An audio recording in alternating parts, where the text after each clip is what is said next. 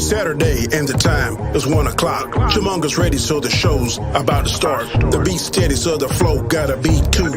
You like my intro, so I made one just for you. Chillmonger, he be from the north.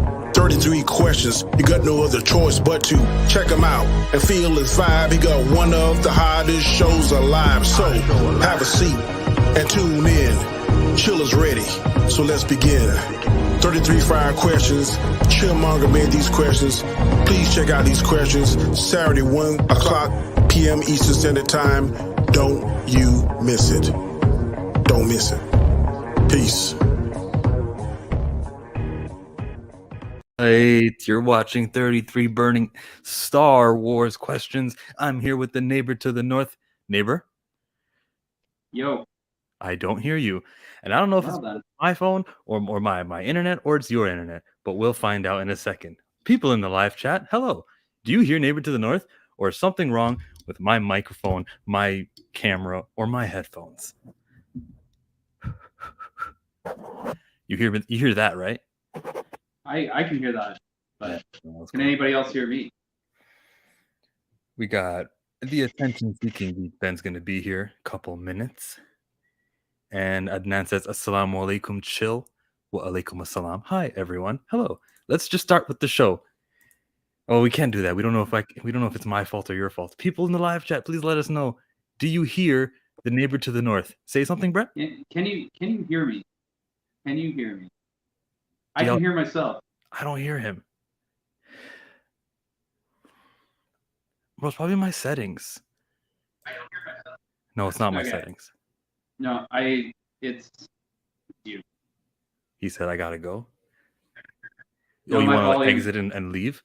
Oh, Adnan says I hear neighbor fine, so it's definitely my fault. This is the worst way to begin a stream. Okay. What can I do? What if I turn this thing on? This maybe it's my headphones. Okay, talk now. Yo, can you hear me? I don't hear you. This is horrible. I'm gonna leave StreamYard and I'll enter it again, okay? I'll close this window and everything I got going. Actually, if I do that, that would be bad. Here, host the show. The first question is, what is Obi-Wan's brother's name? Go. All right. Well, I mean, from what I've read, that it was supposed to be written as Uncle Owen was supposed to be Obi-Wan's brothers in the original script, but clearly that isn't. So he's nameless now. So I'm gonna go with Obi-Wan Kenobi. And since there's nobody else here, we'll continue on to question number 2. Oh, Toby-Wan, I like that. Some good answers out in the chat. Wan Obi. All right. I hear you. Chill's back. All right. You have the worst technical difficulties. So. Should I restart the stream? Should I just pretend none of this happened? I should just go play the intro and then no one will know in the replay. Was it a bad 3 minutes? Was it that bad? It was bad, but don't worry, I'm here now. Welcome, cousin It. I'm playing. Question number 1 was, what is Obi-Wan's brother's name? I'm sure his name is something silly, just like Obi-Wan. I'm positive it has a hyphen in it, and we're gonna go with Obi-2. Obi-2, nice. Well, I shed some light on that it was supposed to be scripted as Uncle Owen in the original writing of it, but it never came to be. So I went with Obi-Wan or Bobby-Wan. No, you're thinking the way I'm thinking, right? It's got to be close. Oh yeah, it's poetry. Right? We have with Toby-Wan. That's my favorite from the chat so far. Nice. Slow be fun. Winner. Question number 2 was, do you know the name of that species that Kenobi rides? I do. It's a eopie, isn't it? That is correct. And who's been feeding that eopie while he was gone? Feed the pony. I reckon it was his little Jawa mate. Is it Tika? Yeah, you know what? If you're No? gonna be allowed to just go steal my stuff and then sell it back to me, we probably have a pretty good relationship. There's an understanding that you're gonna take care of my eopie. We just didn't see Part-time that scene. housekeeper. Yep. Mm. He charges for that too. That might not even be his. Like, Buddy might have stolen him. The Jawas might have eaten him. They might have replaced him with a new one, being like, "Hey, you'll never notice. He's old." This is true. This is What- true. The fourth question of 33 burning Star Wars questions, chilling here with neighbor to the north. This is intense. This is like straight into it. Fourth question. I've got sweats. It usually takes a little longer, but I got a couple of more guests who are about to join, and Okay. and we're on question number 4 with the attention-seeking geek for the first time. Are there more Jedi who can survive stabs than less? I want to say, look, Qui-Gon went down pretty easily, and I was just like, okay, so it's a lightsaber. Everything around the saber like gets burnt, or it's no longer. It ceases existence. Therefore, you will bleed out, and that's it. That's it. You're over. Done. The thing with what's her name again? Reva surviving the lightsaber stab. There's got to be something Twice, to that. potentially. Oh, do you think that she survived it twice? From my Well, interpretation, they implied that in the flashback, like that Anakin struck her down then, and she played dead. That's how I read into it. When I watched that, because it's so preposterous that a little kid could survive a stab, I was just like, oh look, this is him finishing business of what he was gonna do. So what she's seeing is the killer who killed all of her friends, and she's witnessing Vader, and she's looking at the guy without the, before Obi-Wan slices and dices Vader, she's looking at that. So it was one complete stab with just like, oh, so I didn't think she got stabbed twice. Neighbor, did she get stabbed twice or once? I think she just. I like your theory though, Ben. That's I never thought of it that way, but no, I thought she just hid amongst the dead people and just witnessed everything, and then she's obviously got stabbed once, and how she lived through that, I have no idea. But because interesting selection choice from Anakin, like eeny, meeny, miny, mo. Okay, you can be an Inquisitor, sort of thing. With the younglings, like why her? Why pick her? Don't know. I think there's still a lot of stuff to be told there, isn't there, with Reva, and that's very much their intention now. So we'll see, I guess. Okay. We got question number 5. I'm just sending a bunch of links because I forgot to do that because I've been having crazy internet issues. Plus, it's Pokemon Go Community Day, and I spent the last 2 hours before going on the stream biking around Trinity. You'll be happy that I did that. Just riding bike, catching Pokemon. It's specifically a dragon. You have one of those watches there that auto catches for you? No, I don't, because I never spent if I spend money on this game, it's over. It's a lot of my earnings will go to that, and it'll ruin me. Oh, let me read these. Dopey one Kenobi. There's Nobi one Shinobi. One Nobi. Yup. Chappy one. Crappy one. The Jawas were taking care of the eopie. Mike Porter says he was from the south. Bubba one. Hey, there you go. Nice. Vader would have just cut her head off after stabbing her. And Adnan, that is my issue with this series. I know a lot of people are high on it. I'm happy for you people for being, enjoying something. I look at it like Vader probably should have killed her off. He was done with her. When he had those 2 sabers, I honestly thought we were going to get a Dooku, recall. Because you thought he would be in character. You thought that it would be the same guy we remember. No, the plot needed to progress. There was going to be an episode 6, so nope. Not today. People still play Pokemon Go. What is it, 2016? It is a top 10 highest grossing mobile game in 2021. Okay. Year after year, it continues to be that. I used to say that in 2020, 2019, I said that. 2018, I said that. It's a thing. Okay.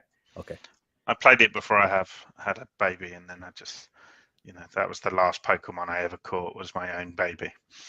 And now she takes up all of my time. They've got baby Pokemon. Yeah.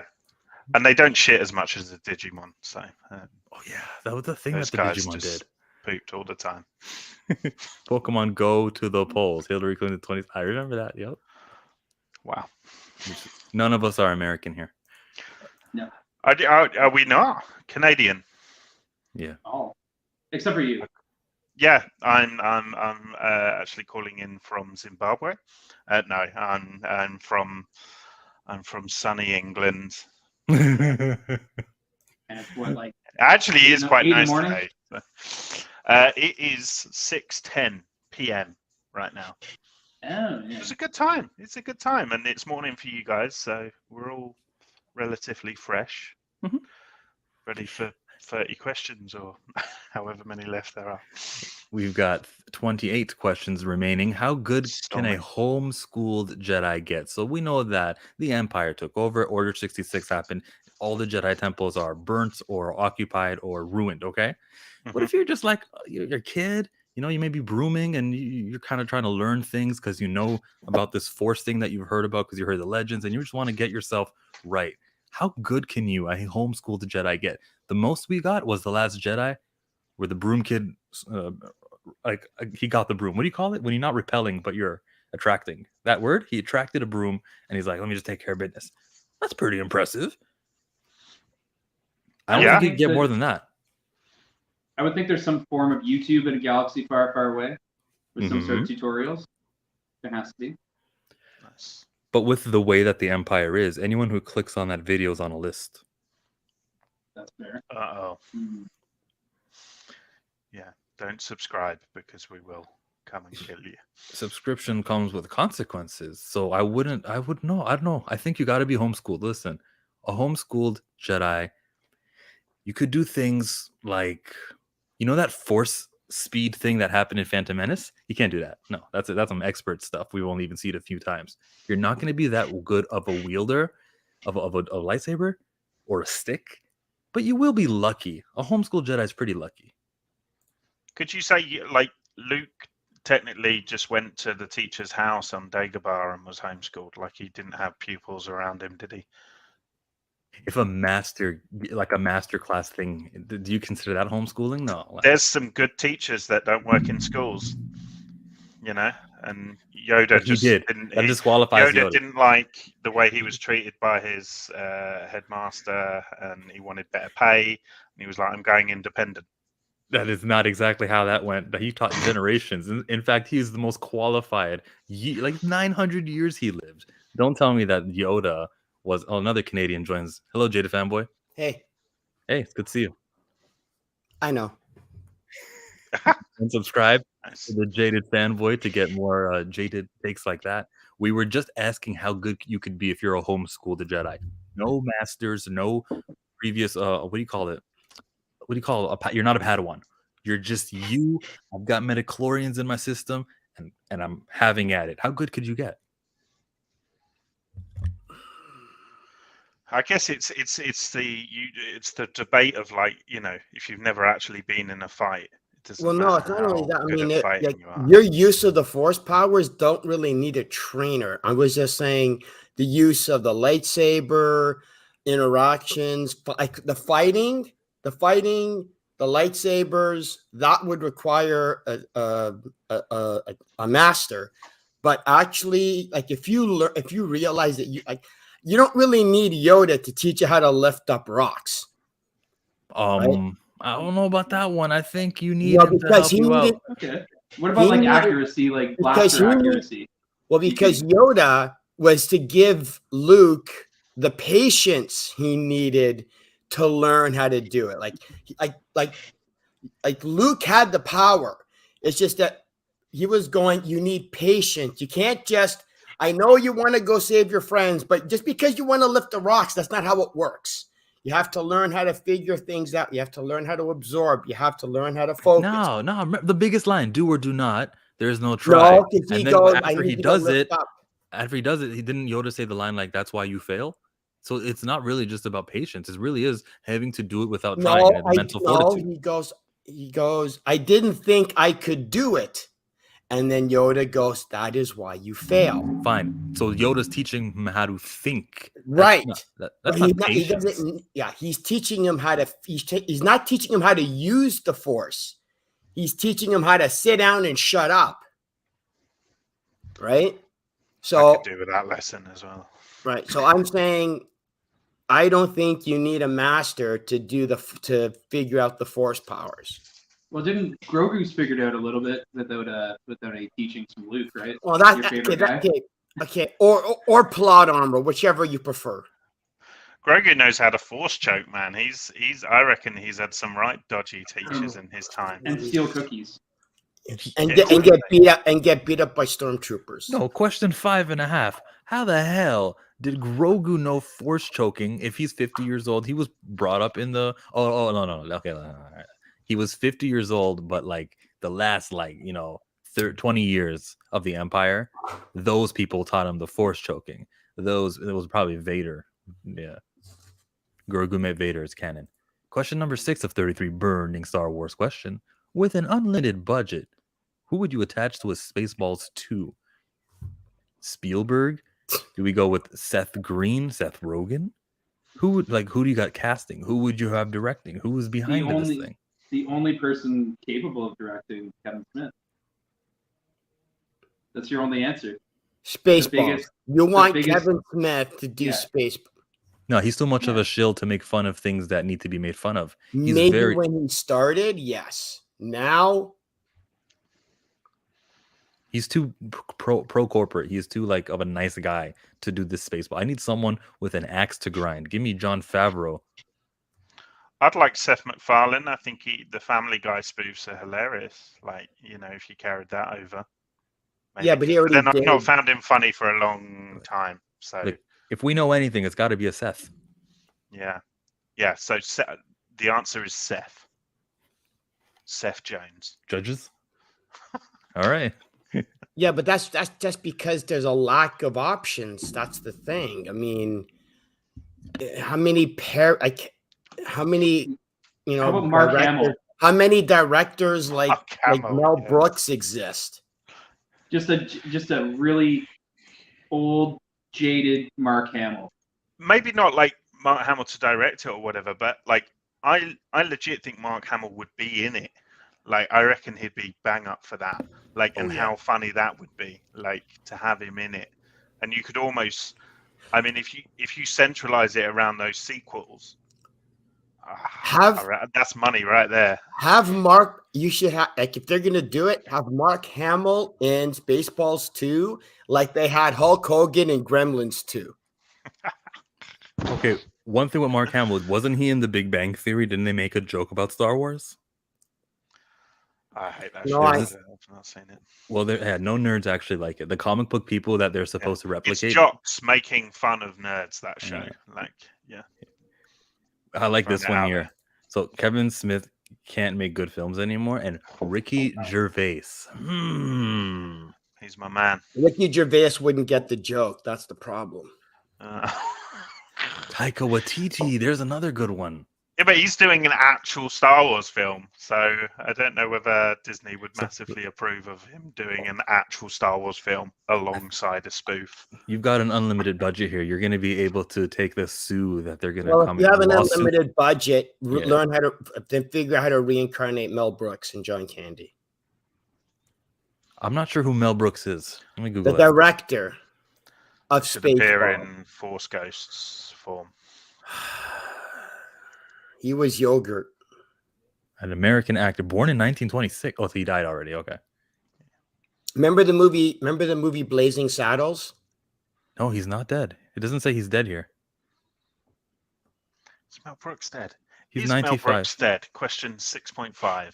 All right. Okay, no, he's not dead according to this, because on Wikipedia it says dead right next to it usually, and it doesn't say that. Mel Brooks it is. At the Jedi Temple, Yoda would have trained all the younglings before they were ready to become Padawans. So that the Yoda definitely didn't teach Grogu the Force choke. It's the next people who he was in contact with. So Trinity says with a bad crowd at some point. That happens. I heard that Kevin Smith is having major health issues. Yeah, dehydration is a serious issue because he can't stop weeping like a little kid with a skinned knee after every comic book movie. Again, he's way too positively positive. Positive. Almost 100. Wow. I honestly thought he was dead. I don't. James Earl Jones is 91 now. You guys remember when he turned 90 and the Star Wars Twitter account tweeted happy birthday to the Rose Tico actor? And then it was also the same day as James Earl Jones. You remember that? That was the thing on the internet. That was the situation where it got really, yeah. Everyone on Twitter was That's like, "Hey, just what about?" rag to a bull, isn't it? Why was that a situation? What? Because he's turning 90, and she was just turning something else that wasn't 90, and it wasn't getting attention. And it was like, bro, does Star Wars hate the old? Are they in favor of new? And I was like, yo, you guys are overreacting. They're clearly gonna tweet his birthday a couple of minutes later. Some intern just forgot. Basically, that's all I thought it was, and they'll take care of it. But when you read the comments, and every comment is about James Earl Jones, and you still don't do it, then I was convinced, oh, there is something there. So I didn't think I thought it was a nothing story until they actually never got to tweeting James Earl Jones happy birthday. Then I go, okay, then they really are trying not to do this, because there's no way you don't see the comments and everything happening. It was a big deal, man. To me, it's a big deal. To me, it did represent more, but at first it was a nothing story. Well, happy belated birthday, James, if you're watching. That means the world to him. Pepperidge Farm remembers. Question number 7 of 33, burning Star Wars question. Was Watto a fool for continuing to negotiate with Qui-Gon? He clearly just said, this will be enough. And he tried to do the mind trick on you. You know he did, because you're like, hey, what are you trying to be? I'm a Jedi. My mind's too strong for that. And you I hate that line. You really tried to roll the die with him? You really were like continuing to negotiate with him? Watto, you are a fool. You're way too, like, that was really stupid, isn't it? That's not a plot hole. That's a dumbass character. Yeah, I mean, Trandoshans are, impervious to Jedi mind tricks, but they're also idiots. So there is that. Isn't there? There's one that's like a general or something in the Clone Wars, I think, like a high ranking, and he was also an idiot. So there you go. Good day, Black Guru. Hello there. Good day. How you doing, chill, fellas? Doing absolutely wonderful. We were just asking a couple of questions, and here's the big one that we needed to be answered, okay? Uh-huh. Are there more Jedi out there who can survive stabs than less Jedi? There's definitely, I would say, less Jedi out there who can survive stabs than more. Otherwise, Order 66 wouldn't have been as effective as it was. Those were blasters. Those are not stabs. Okay. You're talking about what he did with the younglings. You're talking about what Anakin did when he was visiting the younglings. Exactly. Yeah, okay. Now, do you think that he stabbed little Reva when she was younger, and then he stabbed her again when she was older, or do you believe it was all one? Because she says she plays dead, so he never actually hit her. So then, Jaded Fanboy, how do you interpret this scene where we see her get stabbed? She's looking up. It's Vader's face. Then it's the Anakin face. Then it's the Darth Vader face. How do you interpret that? Some say she was stabbed twice. She wasn't stabbed at all. She said she played dead. How do you get how bad is Anakin that he stabbed the child and it didn't even leave a wound? Because she would be again. I know it doesn't make sense. I get it. We're talking about one of the worst written shows ever, where the writers have no idea what they're talking about. So she couldn't have been stabbed because there would have been a scar, and she would have mentioned the scar. It would have been part of her character. So unless the writers are incompetent, no. That's what you're worried about of Obi-Wan Kenobi, of Reva's character. What you're worried about is was she stabbed? Yeah. There's like 1,000 other dumbass parts of her character and whatever. I think the flashback was just to kind of symbolize the duality of the two moments, right? The way that, they say that, you find your destiny on the path that you take to avoid it, right? So she played dead to avoid Anakin the first time, and that sent her on a path to where now she's back in front of him again, about to be stabbed by Vader or Anakin. So I think it was kind of poetic, that moment, but I don't think it's implies that she was stabbed twice, though. Right. So she was just looking at Anakin while Vader's standing right in front of her. It's the same guy. It sounds very weird that I'm saying this, but you know what I mean. The black mask was there, but she was like, "Oh, all I see is that same dude that tried killing my friends." Yeah. So it was just kind of her mental trip more than to be taken literally. In the immortal words of George Lucas, it's like poetry. It rhymes.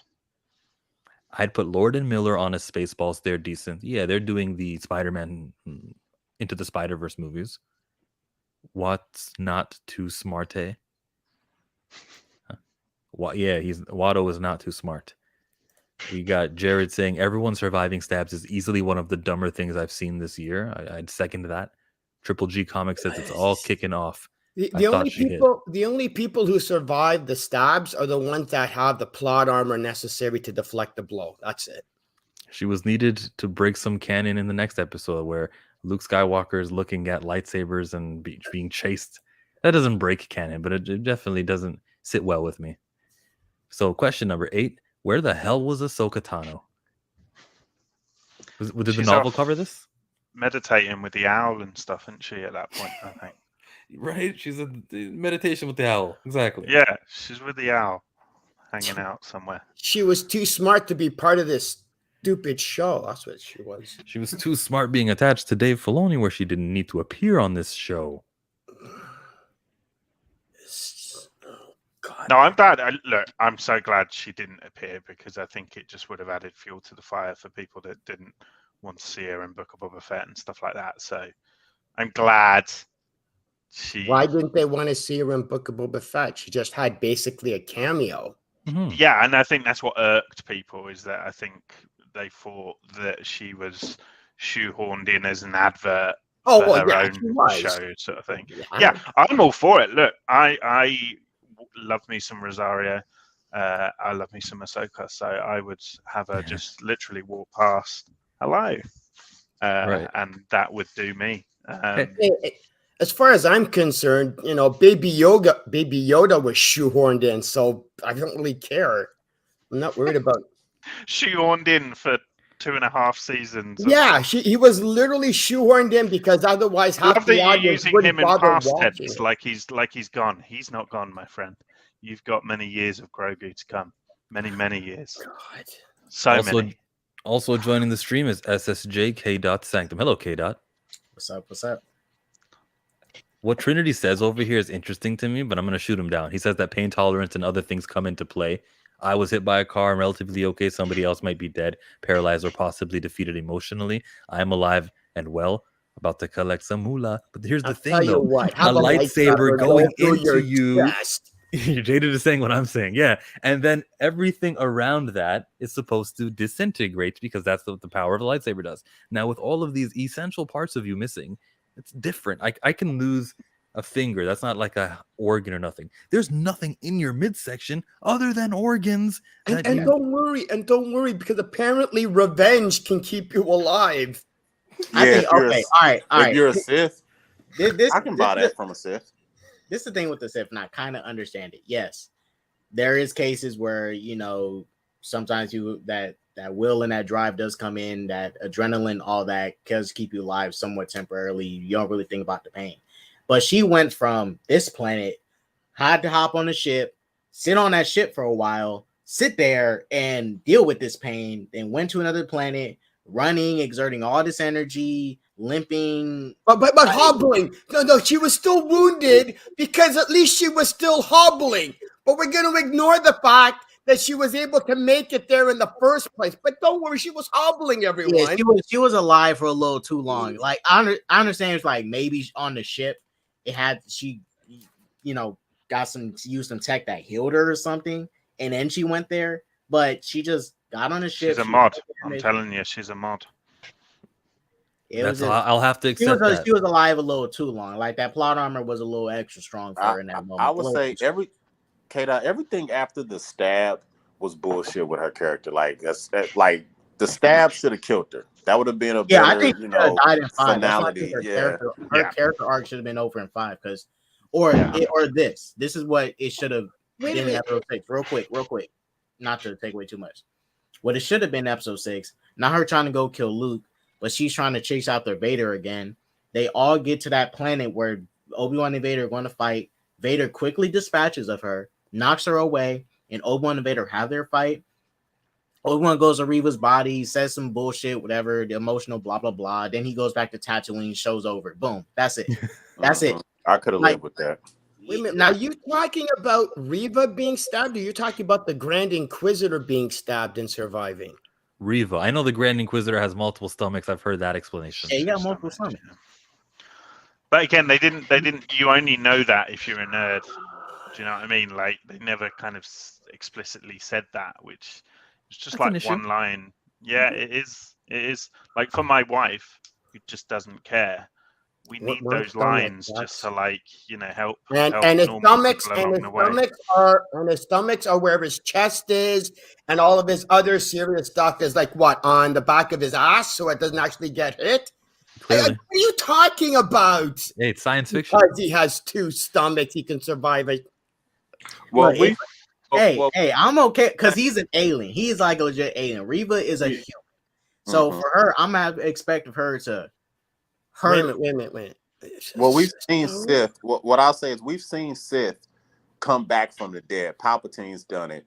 Anakin was on the brink. We've seen Maul come back. So we've seen the Grand Inquisitors come back. So it seems to be a power of the dark side to avoid death. We've seen that multiple times in TV shows and movies. Isn't there this I mean, whole thing? the sad one's It's called believable in bad comparison to writing, Maul. Black Guru. It's called bad writing. There's the power of the Sith. no, there's it a character is. that's got I don't say it's a died, power, like, but there's with a their character side, who's died like thousands of times or something in the old Republic, like an old Sith that's just been like died, burned, like just keeps dying, and apparently he keeps surviving because of the that hatred and all that Right, stuff. because Palpatine establishes that through the power, like, you don't know the power of the dark side, and establishes the longevity through the dark side. I'll accept that. Yeah, that's what I'm not going to accept being chopped in half and thrown down, and then go, yeah, you know what? It's the power of the Sith. It's like, he said it may seem unnatural. That's what Palpatine said. He said it may seem unnatural. In 2 movies. Yeah. Well, in my opinion, I think Maul should have definitely died.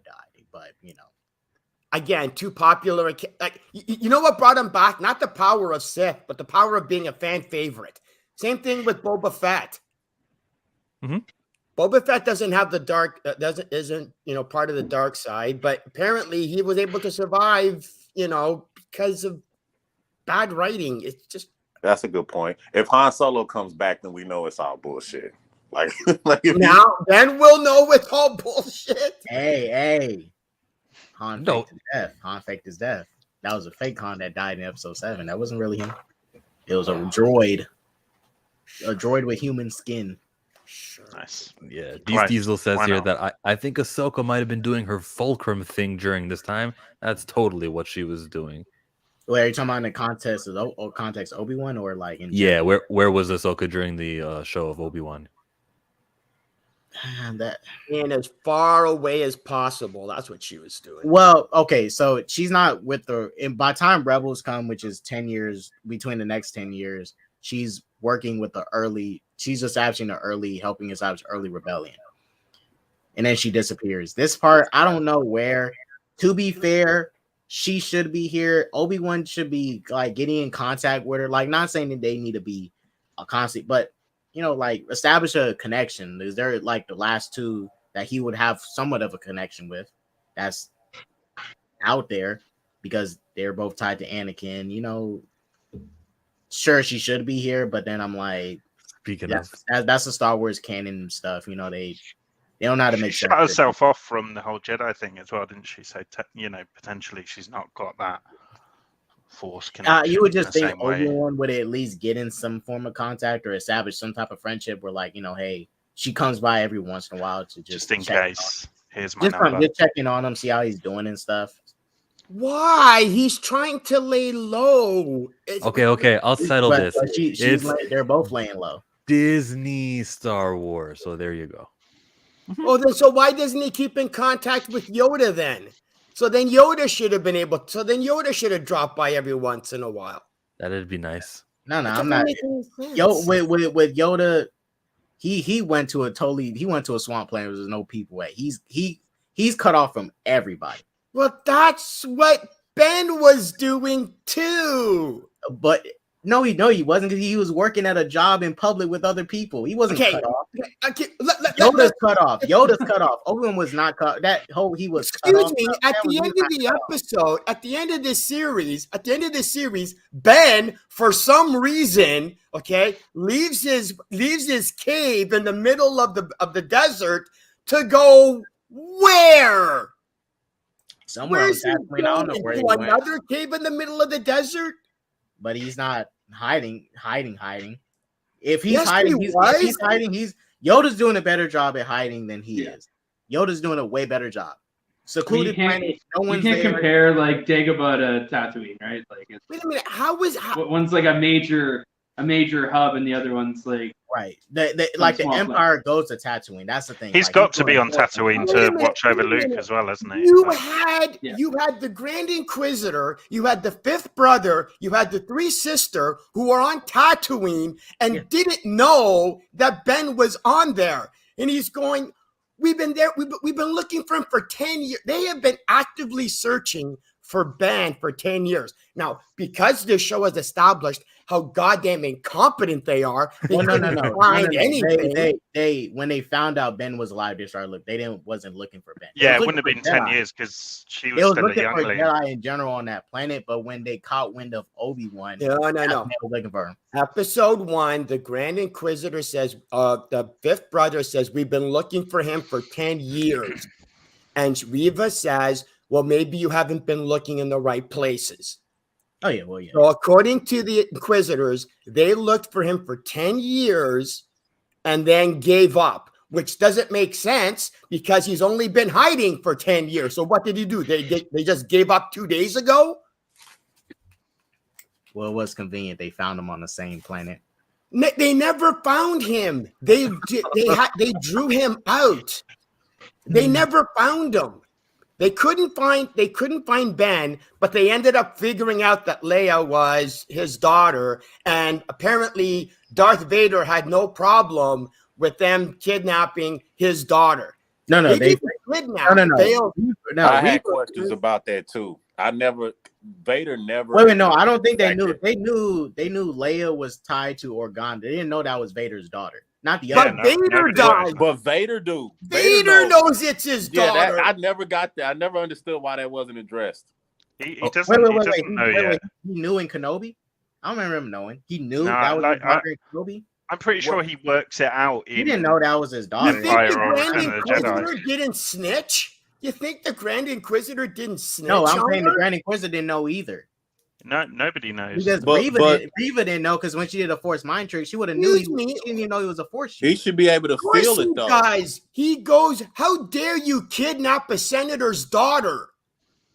He would have to have known who she was, and he would have had to have known it was Leia, and he would have had to have known it was Bail Organa's. Because again, you can't have that line and have him go, "Yeah, I don't know who Leia is. I just know that apparently Reva just kidnapped some random senator's daughter." And on top of that, he should be able to feel Leia through the Force.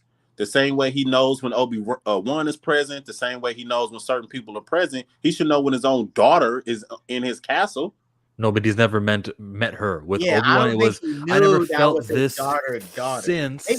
I agree with Guru.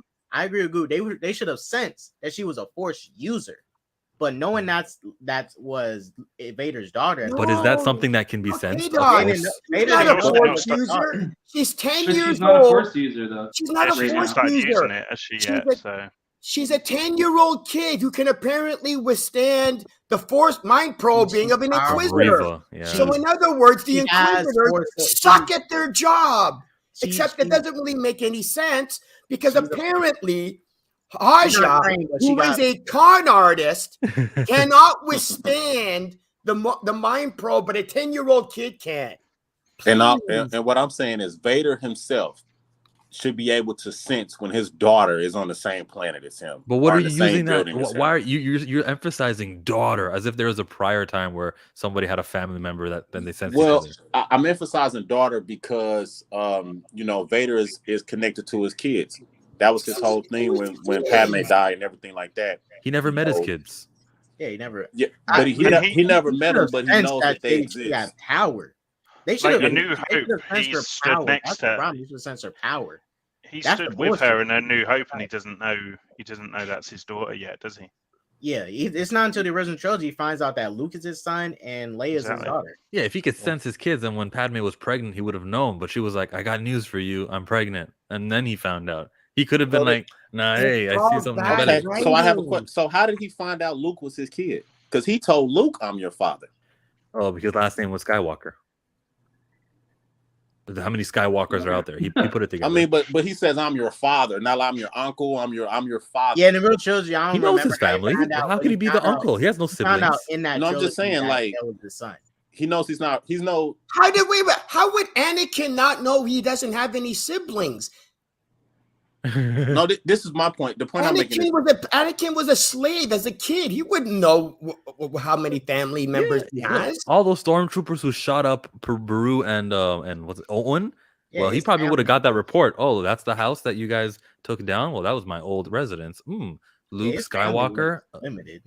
so for the experts among us, how does Vader know Luke is his son, to where he can confidently tell him, "I am your father"? Because I mean, 2 Isn't years. Isn't there a moment? I I don't swear there's remember. like a moment where he feels it or something like He I feels swear. it. Boom, He feels it. boom. Boom. No, but there's a moment or a line or something. I'm sure someone. But in the again, chat- the Black Guru's point. He never met his son, and then suddenly, 19 years later, can suddenly go, "This is my son," but couldn't do that with Leia, who was only 10. No, because he felt Luke use the Force. That's like the Yeah, only maybe it's a explanation case of for it, you right? don't sense it until someone uses that force, and then Yeah. you're like, oh shit. So Luke was that's trained, making my and his Force Jedi abilities sense came out. tingle. So, In the yeah. original But you trilogy, made that up. however he That's found not out- part of that. That's not established in the stories. That's something you made up.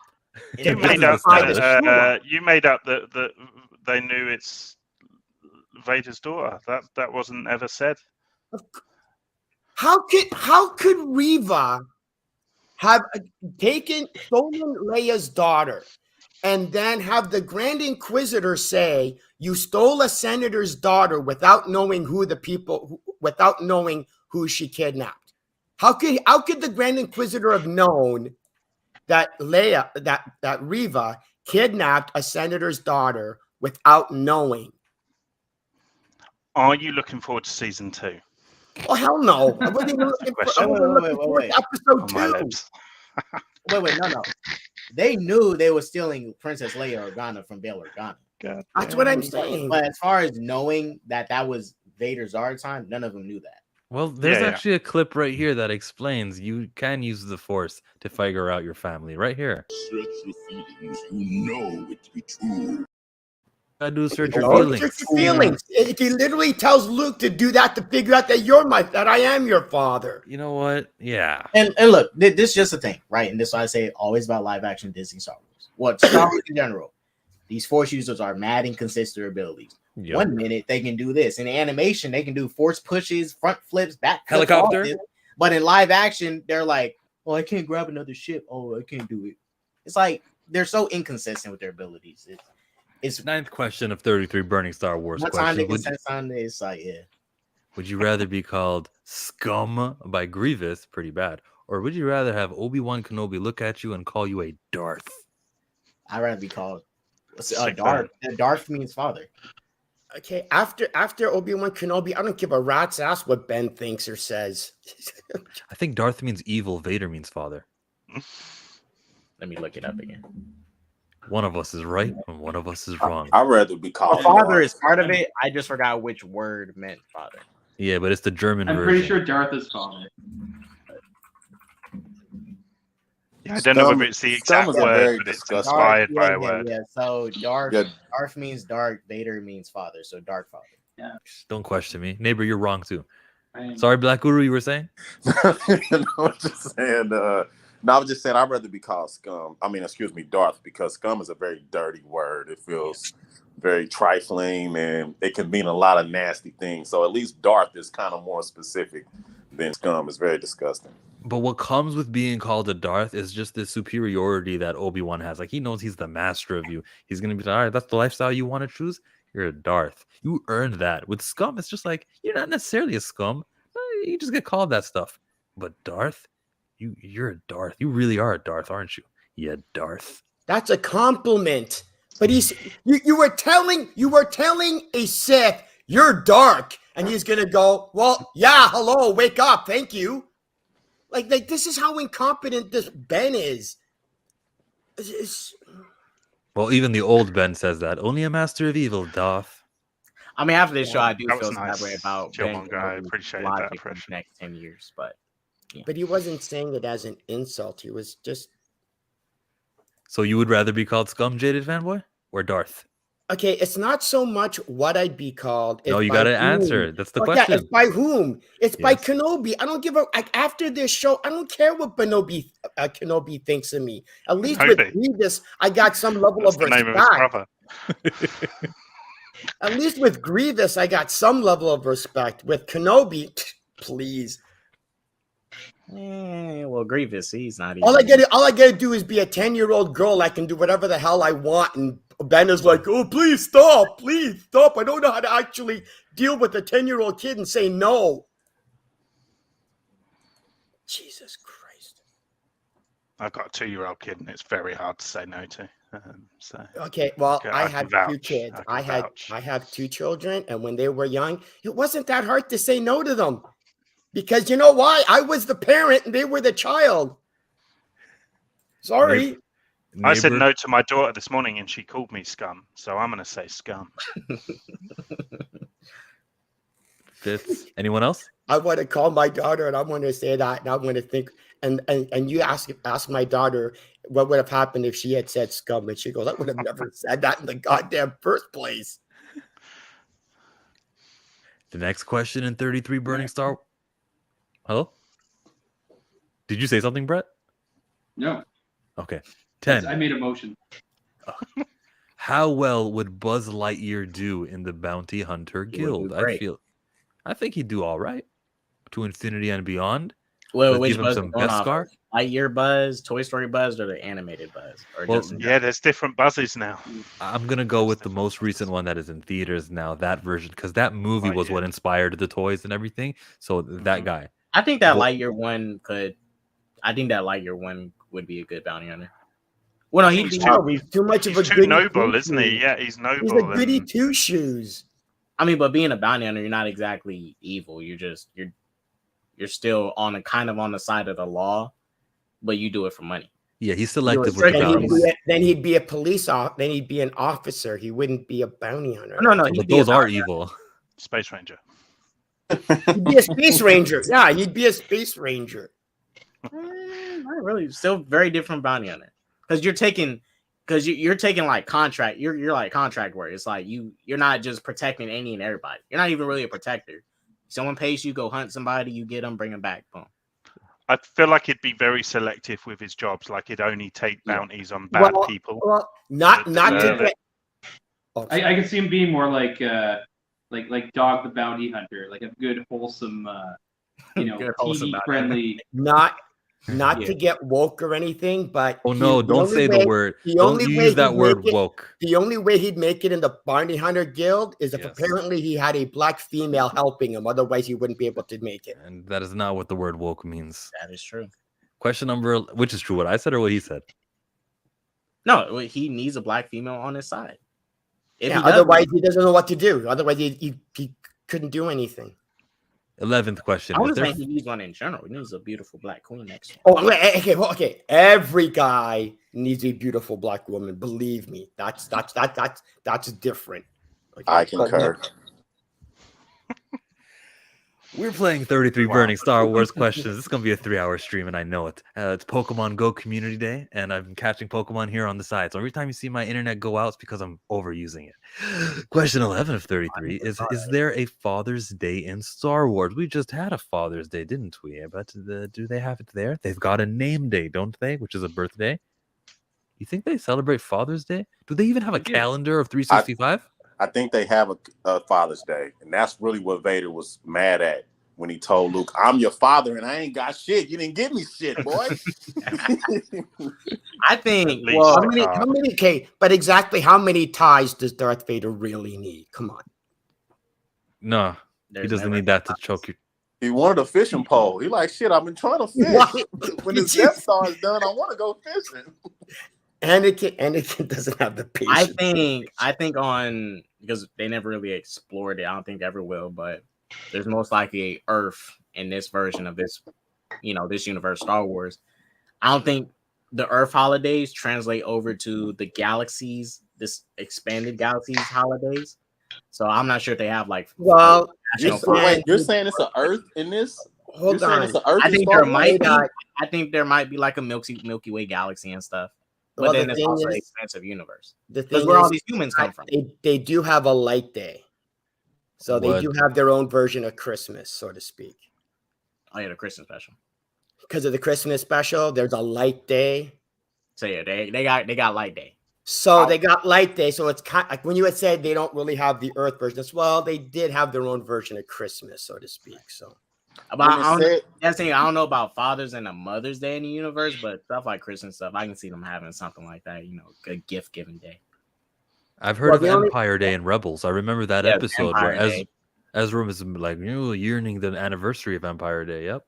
Yeah. Season 1. Each But they don't planet have- will have their own stuff, won't they?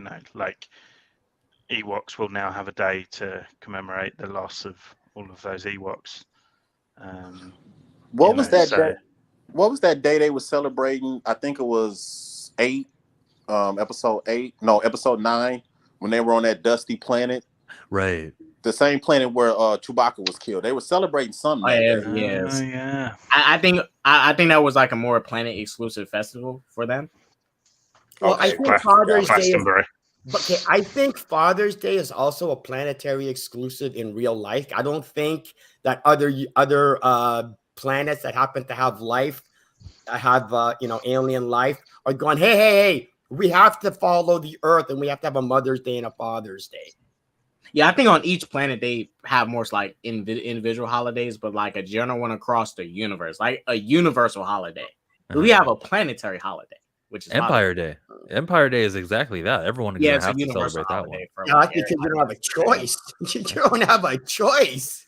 I think they all celebrate May the 4th be with you. I knew somebody was going to bring that. No, it's different. All right, so when the Empire is in charge, is may the dark side be with you. Yeah, Revenge of the 5th. And all of the what do you call Jar Jar Binks species? Gungans. Annoying as shit. All the Gun celebrate Naboo teeth. Wait, Jaded, you're not a Gungan fan? That No. surprises me. I've I'm only not- known you for 52 minutes, and that surprises me. Bro, did you say Naboo teeth? I did. Thank you for That catching that. that is so good, Naboo teeth. Question number 12. The 2-year wait until Mandalorian season 3 is blank, I thought it was coming out this year. but it'll be 2 years from the last season. Oh.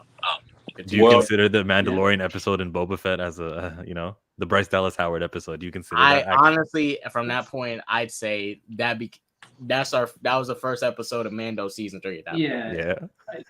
So I always read that was supposed to be Mando.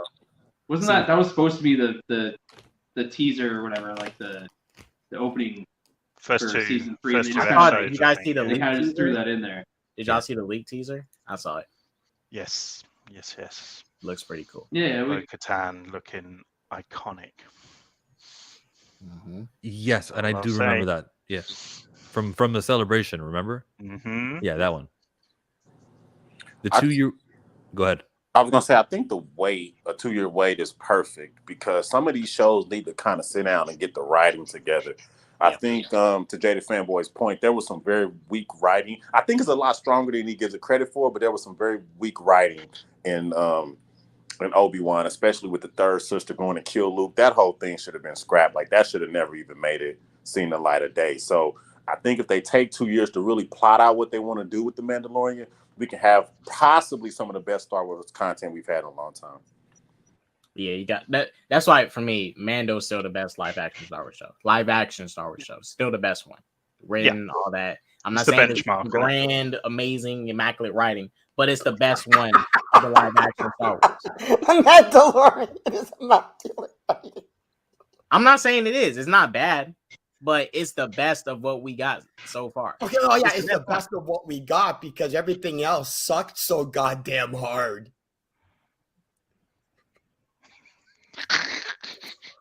But you still watched it. Yeah. Well, And that he'll watch Mandalorian. the next season as well. No, Well, Kenobi. I'm watching them so I can make videos explaining how goddamn stupid each one of them are. It was hilarious. And you do a pretty good job of it. Everyone go follow the Jaded Fanboy for that kind of content. No, I think season 3 is gonna be cool. Just give me some more of that Din Djarin and Baby Yoda. I just want Grogu in little armor, his little helmet. It's coming. In season 3, okay, you know what they need to do in season 3? Okay, have Baby Yoda in a bag, and this time the stormtrooper takes the bag and just basically does this, like does the Hulk. Nah, like, Jay, we can't hurt like that. Hulk on Yoda. Jesus Christ, get rid of that annoying little green bug-eyed. It's a while expected. Are you filling in the blank with expected? Yes. I need to see Mandalorian, way more Mandalorians. Yeah, that's coming. Flashbacks.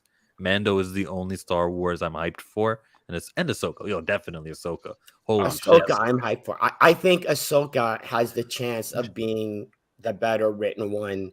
Yeah, But Filoni cares way more about that character than he does about anyone else. And Jared, same thing. I'm just gonna tell. I told Jaded Fanboy, Filoni is in charge of these shows. Filoni wasn't doing Kenobi. He's not gonna do the new Andor show or any of the other things. This is a Dave Filoni production. Filoni's the only successor of George Lucas that seems to care. I mean, he did Clone Wars. I mean, I think the only reason why people are upset about like Book of Boba Fett and Kenobi is because it has ties to the other movies, and like Mandalorian doesn't really have much going on, right? So you can't. There's so really much upset. emotion with legacy characters, isn't there? Yeah, exactly. Like you only had the Kenobi movie to tie up loose ends or try to tie up loose ends between 3 and 4, right? You had people wanted to know what happened to Boba Fett, right? So that's why we got a Book of Boba Fett, and they needed a way to stall to give us Mandalorian season 2.5 before 3, and give us that little glimpse of Jin and Grogu. That Ahsoka show they feels like served it's a gonna. purpose. They served a purpose. Oh, this right here, Rebels season 5, definitely. Oh, yeah. They're going after Ezra. Where we have a casting. Yeah, that's Sabine. Rebels. Yeah, that's Rebels season 5. Mm-hmm. And they're even going to continue from that photo. That not photo. What's the word when you draw something but it's not a photo?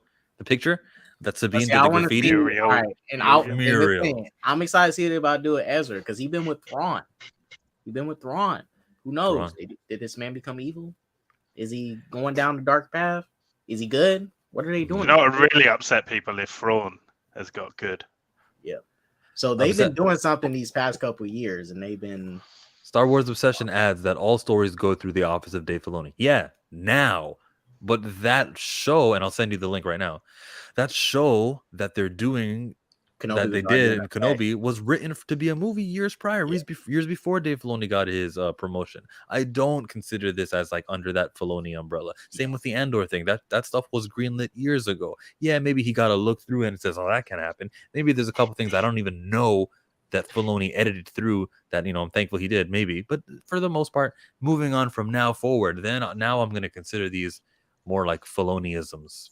Hey, you know what would be good? Why don't you have? You know what they should do? They should have a show that has the Grand Inquisitor from the Clone Wars. That's what they should have done, as opposed to the Grand Inquisitor we got from the Clone Wars. Well, Grand Inquisitor from the Clone Wars. Oh, it was. You mean Rebels? Rebels. Sorry, it was Rebels. Yeah, they should have gotten They should have gotten the Grand Inquisitor from Rebels. That would be nice. That's the same. Yeah, please. Yeah, that was so him. Yeah. Oh, yeah. I was. Wait, are you talking about like same character? Like same character? Yeah. Yeah, that was him. Yeah, that was him. Yeah, that was him. Really, it was him. Yeah, it was him. Like I said, the Inquisitors, they was wasted in the show, so he was wasted too. He'll be back. Yeah, because apparently revenge brings you alive from a stab wound from a stab. Only if you're evil. Question number 13 is a poll question that I put in the live chat, and I hope you all participate in it. I asked Din Djarin, that's the Mando, versus Spider-Man. Which Spider-Man? MCU? Comic? Which one? I love it. You gotta ask me, You right? said Spider-Man is always like which one? There's so many different ones now. Not the video game, not any the MCU. Like Tom Peter Holland. Parker, Miles Morales. Din Djarin. If it's against Tom Holland Spider-Man, Din Djarin. Even Din if he has Djarin- instant kill. Din Djarin's gonna kill him. He's not afraid to kill people. No, but Spider-Man has activate instant kill. And as long as you're stupid enough to actually stay within the He doesn't have it anymore. Range. More. He's as a regular classic suit. Well, how the hell is Din gonna get into Spider-Man's space when he's got some spider sense? The only way to get me is if you're really close. Remember those beads that he had? That little lock-on beads, the immediate lock-on. The whistling birds. The whistling bird. Easy one-hit kill. Is it a kill? The whistling birds is their plot armor for him. Bro, so have we ever seen the whistling birds not kill? In the ending of Boba Fett, did it kill when he used it? He used it once. He was killing some of those people. So it always kills. It like 3 times. He used it like 3 or 4 times. Yeah. Damn, Spider-Man's gone. And I'm factoring this in, not the factor in how Din works. They keep on doing it in the Mandalorian show. It's one of the issues I have. 1 minute he uses flamethrower, then he acts like he can't use it. Like he's kind of he's really inconsistent with his gadgets. So yeah, he can kill Spider-Man easily if they had to fight. Yeah, but he's kind of inconsistent with his gadgets. But then besides, and if you're talking about Tom Holland Spider-Man spider sense, all he's gonna do is get a tingling and go, "Oh look, I'm about to die." That's all he's gonna get. I'm just laughing at your screen name. Your screen name down here says Star Wars Obese. He has to focus to use Peter tingles. They don't work like spider sense. He has to focus. He has to focus on what? When has he ever actually dodged anything because of his spider sense? No, in No Way Home. He literally activated it to use it to figure out if Goblin was evil or not. Yeah, so but again, like reflex. They don't work like reflex. Use it to actually dodge and attack. He never has. Oh, yeah. His spider sense is kind of like, ooh, something's wrong. That's about it. Welcome to the show, the Star Wars Obsession. There it is. What up? Hello there. What up? Yo. I asked a few questions earlier. The fun one that we were all on was, are there more Jedi who can be stabbed and survives than can't be stabbed and survive? What do you think? I mean, it's all about location, right? I mean, and the Inquisitor got a couple stomachs. That's a different race. So, he's got a couple of I heard that earlier, so I was baiting. There's a little bait. Look, it's also, I mean, look, age has a lot to do with these things also. Qui-Gon Jinn's an old man, right? Let's be real. Age has to do a lot with the ability to heal. Maul, his pain kept him alive, right? His anger, his hate, that's the stuff that drove him to survive. That's a lot. I mean, the Grand Inquisitor says it, revenge, vengeance, that stuff will keep you alive. That's kind of how I look at this is it's all about but in that case, wouldn't the question be, can more Sith survive as opposed to Jedi? I mean, sure. I mean, Savage could have survived, but that's at the hands of Palpatine. That's at the hands of getting chopped up by the Sith Lord. Okay, but what I'm saying is, how many Jedi have been stabbed and survived? I mean, all the examples were used. Qui-Gon died. Everyone in Order 66. No, that brings up a good point. Then it's because the Jedi don't have hatred, really, right? Right. I mean, the dark side. They kind of just give up, right? So that's why Anakin survived, because of his hatred for Obi-Wan. I mean, it's their anger, their passion that keeps them alive. It's not the Force. It's not their innards. It's more, I mean, it's their connection and the use of the dark side. Like I kind of established that, is that I'll accept that the way the dark side works are you're tapping access of energy of Force that you can't with the Jedi. So again, the question shouldn't be, So the question shouldn't be will more Jedi survive? It's will more Sith survive? Because again, I don't really know of any Jedi who have been stabbed and survived. Well, I think the balance there is this. This is just my take on it. Y'all can tell me what y'all think. But Sith can survive and come back in the physical, while Jedi can use the Force Ghost. So that's their thing. They can Force Ghost with Jedi. They come back kind of in that plane, while Sith can come back in the physical. Well, and it's all about teachings also, right? Like that's a big point of contention right now with, I'm sure, what we'll get into later, but just to keep it on the focus at hand, because I can go awry. You can. It is, let's just call it, for me, Almost like you're obsessed.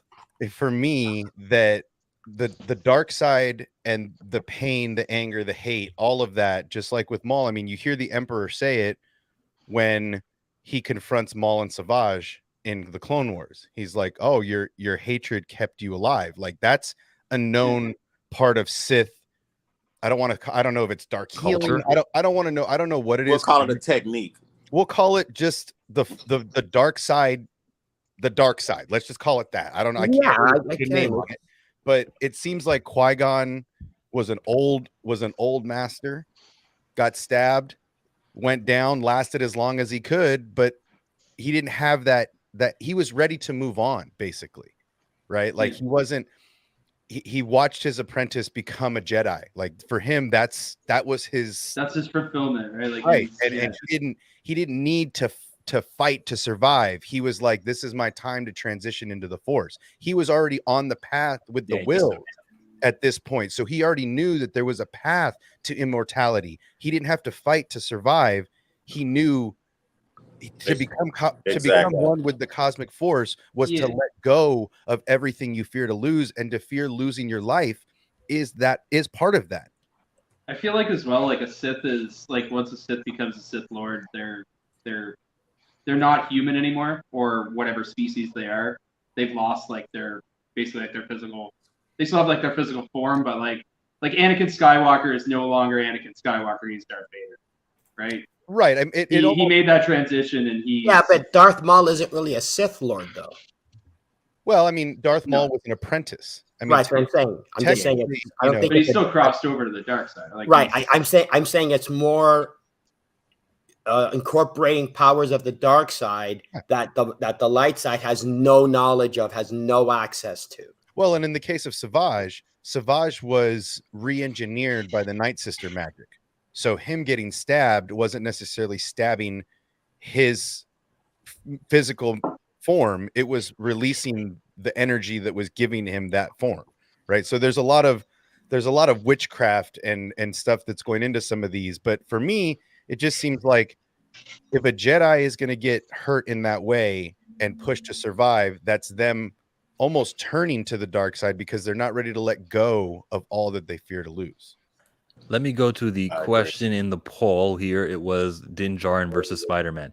We had 7 votes, a whopping 7 votes. And 57% of you guys said Spider-Man is going to defeat him. Nah, we've established here exactly why. Well, I think, and that's why that's why they emphasize Jedi with the attachment thing, right? Like you kill all that stuff. When you die, you really have nothing else to fight for. Like you're done.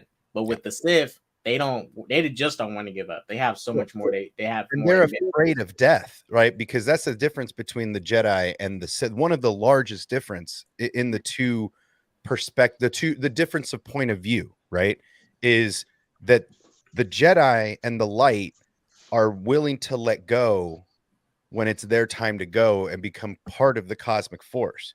The Sith want power, want to control death, and want to live forever. So they're constantly fighting death, and that's one of the largest differences between the two. I mean, that's the main reason why Anakin got, swayed over to the dark side, right? He was told he could cheat death. Had make it cheat death. I love your whole point about like how much it kind of changes them, like their physical form and stuff. But like to the point where, that Anakin's eyes bloody change. Like, there is some change going on there physically as well. So Anakin's a different story, right? Anakin is not your typical Sith. That's the hard part, because in that moment when you know, if you haven't caught up, but in these moments that we see in the Kenobi show is just like the moments in the Ahsoka show. Anakin is trapped in a cage inside of Vader. It's basically once Anakin started killing those younglings, he basically almost split his soul, right? In a way. And I don't want to go into like the Harry Potter stuff, but it's almost like tearing a part of your soul off, and the darker part took over. It's almost like a I didn't see it that way. I saw it as he succumbed to the dark side. He went, okay, this is my initiation. I'm all in. Right, but when he fights Ahsoka, this is a mirror of when he fights Ahsoka, and he calls out Ahsoka's name after she bests him. Right. And he says her name, and then as soon as he realizes what he has said, he smashes that part of him down again.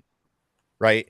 Anakin comes out in these brief moments from Vader, and Vader puts the cap. I mean, it's almost like a jar. Yeah. He just puts the cap back on because every now and again, Anakin slithers his way out of the jar. Yeah, but that doesn't really work in The Empire Strikes Back, because he literally goes, let's rule the universe together as father and son. That's not really Anakin in that moment. That's Vader always trying to take the Emperor's mantle, right? Vader is always trying to take I see what you're saying. And trying to take a powerful ally too. That's why earlier, Jaded, I said this in another stream. So I said, if let's say Vader found out about his kids right now, this is the first thing he's going to think about. Just like in Star Wars: The Force Unleashed, he's going to make them his students. He's going to put them through some training. He's going to do whatever he needs to do to make them strong. He's going to do it in secret. And when they're old enough and it comes time for them to overthrow Sidious, they'll do it. He'll take over. Hold on. Going to do the same. Why wouldn't you want one of the most powerful potential Jedis in the entire? Because the only reason he started changing in Return of the Jedi was because Luke was tackling him from trying to bring his father back. That's why he started getting so emotional and stuff, and even putting the effort to help his son. To the idea that Anakin is trapped by Darth Vader, it begs the question, how was Anakin trapped? I kind of agree with Jada Fanboy. He was actually seduced. Anakin chose to go to the dark side to help Padme. That wasn't much of a choice, man. He was like, you gotta keep him alive. He was a Jedi and knew he was dealing with the Sith Lord and Palpatine, but still went with what he was presenting him. However, he was already conflicted before. He met Palpatine. That's how Palpatine knew that he could turn him. However you want to skin that cat, whatever way makes it right in your head. If you want to look at it as, Anakin, it's the same person. It's the same physical form. Right. The difference is that Vader describes it from a point of view just the same way Kenobi does. Right? Kenobi talks about Vader being seduced from the dark side and killing Anakin Skywalker. And then Vader literally says that exact scene verbatim, almost describing it himself. So but Vader's got some inconsistencies. He tells Kenobi in the series, he tells him earlier, I am what you've made me. Right. And then later on in the fight, he says something like, No, I did this. Anakin slipped out, right? That's the difference, is when Vader says, I am what you made me, that's before the second fight. The second fight, whenever Vader is bested and beaten, Anakin gets a breath of fresh air, right? Mm-hmm. So when Ahsoka drops him, Anakin has a breath of fresh air. And he's like, Ahsoka. And then they have a quick conversation, and Vader's like, nope, you're going to die. The same way he does that to Kenobi, right? Kenobi bests him. Then you will die. That's Vader putting the seal back on the jar. Same thing happens here. Kenobi bests him. He's on his knees, gasping for air. And Anakin, for just a brief second, comes out and says, you didn't kill Anakin Skywalker, almost letting Kenobi off the hook. Right? That was Anakin. No, I don't like all that shit. I don't like no people being off the hook And I don't like Anakin being no victim. He chose to go to the dark side. He did, but it's a victim of himself. No one else chose for him. He's a victim of his own mistakes. Right. Okay. I'm not Fair giving enough. Sidious Fair a enough. pass. No. Sidious instructed. He made it happen. Influenced. No, He's like, Sidious exploited Anakin's, Yes. Anakin's faults, right? Like he knew that he was unstable with his emotions, and he didn't go and just say like, you know, you're going to do this. He just wormed his way in there and played with what he had. He played the cards. Yeah, he had. Anakin made every decision. Anakin made is all on him. Mhm. Yeah. As far as people influence him and like the Jedi not supporting him. Look, Sidious, No, hold on, wait a minute. Go But back real as quick. far as episode chopping off 2. Mace's hand, killing those kids, all Go on back. him. Go Everything back before Palpatine really had his hooks in him. Go back to episode 2 when the Sand People, nobody influenced him there. He dove right down that rabbit hole. that was all him. Head That was all him. first on his own, and then told Palpatine about that. And Palpatine's like, "Oh shit, I can take this kid." Well, no, hold on, wait a minute. Window of opportunity. Already on the journey. It's when Palpatine and Anakin were attending that play or whatever, and Palpatine had that little speech that he gave Anakin and explained why the dark side was so much better. Is it possible to learn this power? But this moment there, Palpatine knew he could tell him this, Right? Because Anakin had already gone on his own. He had already destroyed the Sand People, the women, and the children, and he told Palpatine that they had that conversation. Remember, remember you told me about your mother and the Sand People, right? Like, right? He had already decided then, deep down, that he knew he was evil. Right? He knew that he had done something irreparable. And then Palps is like, "Oh, dude, I cut my family down like that. We need to be friends." Basically. Yeah, that's basically how it happened. But then Palpatine slowly started feeding him garbage, took him under his wing even more, and said, "Hey, fair enough. You know, the Jedi are against you. I'm your only friend. I'm your friend. What do you need, Anakin? What can I know you're married to Padme. I know she gave you R2-D2 as a wedding present. Come, my boy, let's talk more. Tell me about things that you can't tell the Jedi." He baited that kid. He baited. But isn't that called seducing him? Grooming, my boy, grooming. He was seducing him. He was groomed. He was like groomed for seducing him. Yeah, I'm using this question. Seducing him too.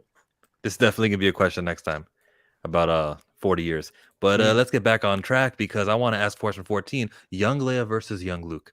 I got young Leia.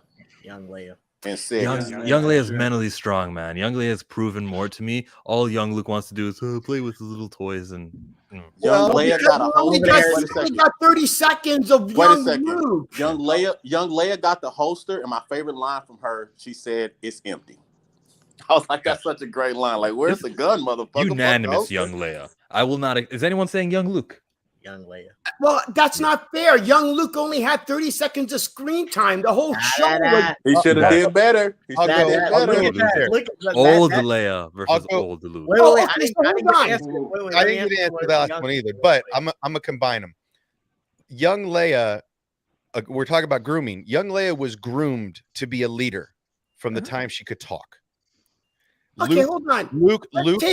Luke was basically given the life of a little boy. Of a farmer. Of a little boy.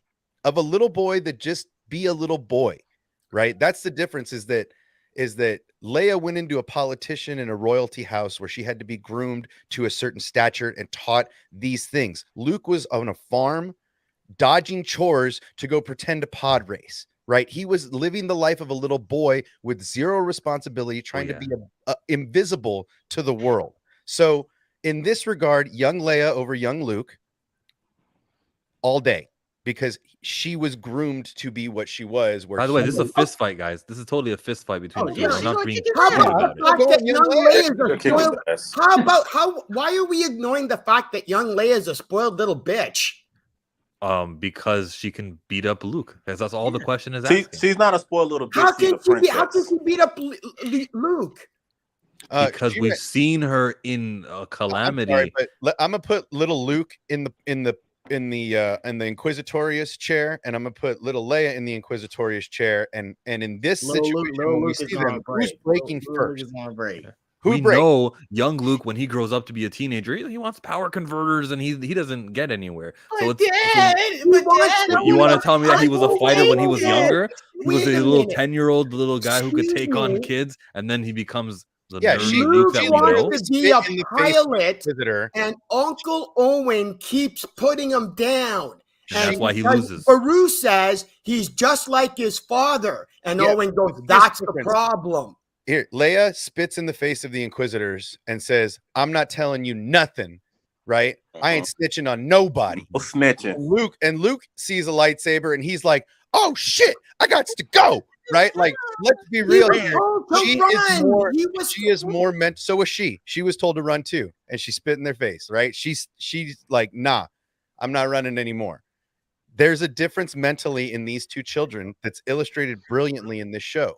Leia is groomed to be a leader from the time she can walk and talk. Look, Luke is I'll out give there. Luke- He fixed the hyperdrive and too. I'll say this about Luke too. Let's be real. At most, I think Luke can tackle her. We know Leia's gonna go for the eyes. She's gonna go for the nuts. Boom! Kick him in the nuts. He's down. Easy.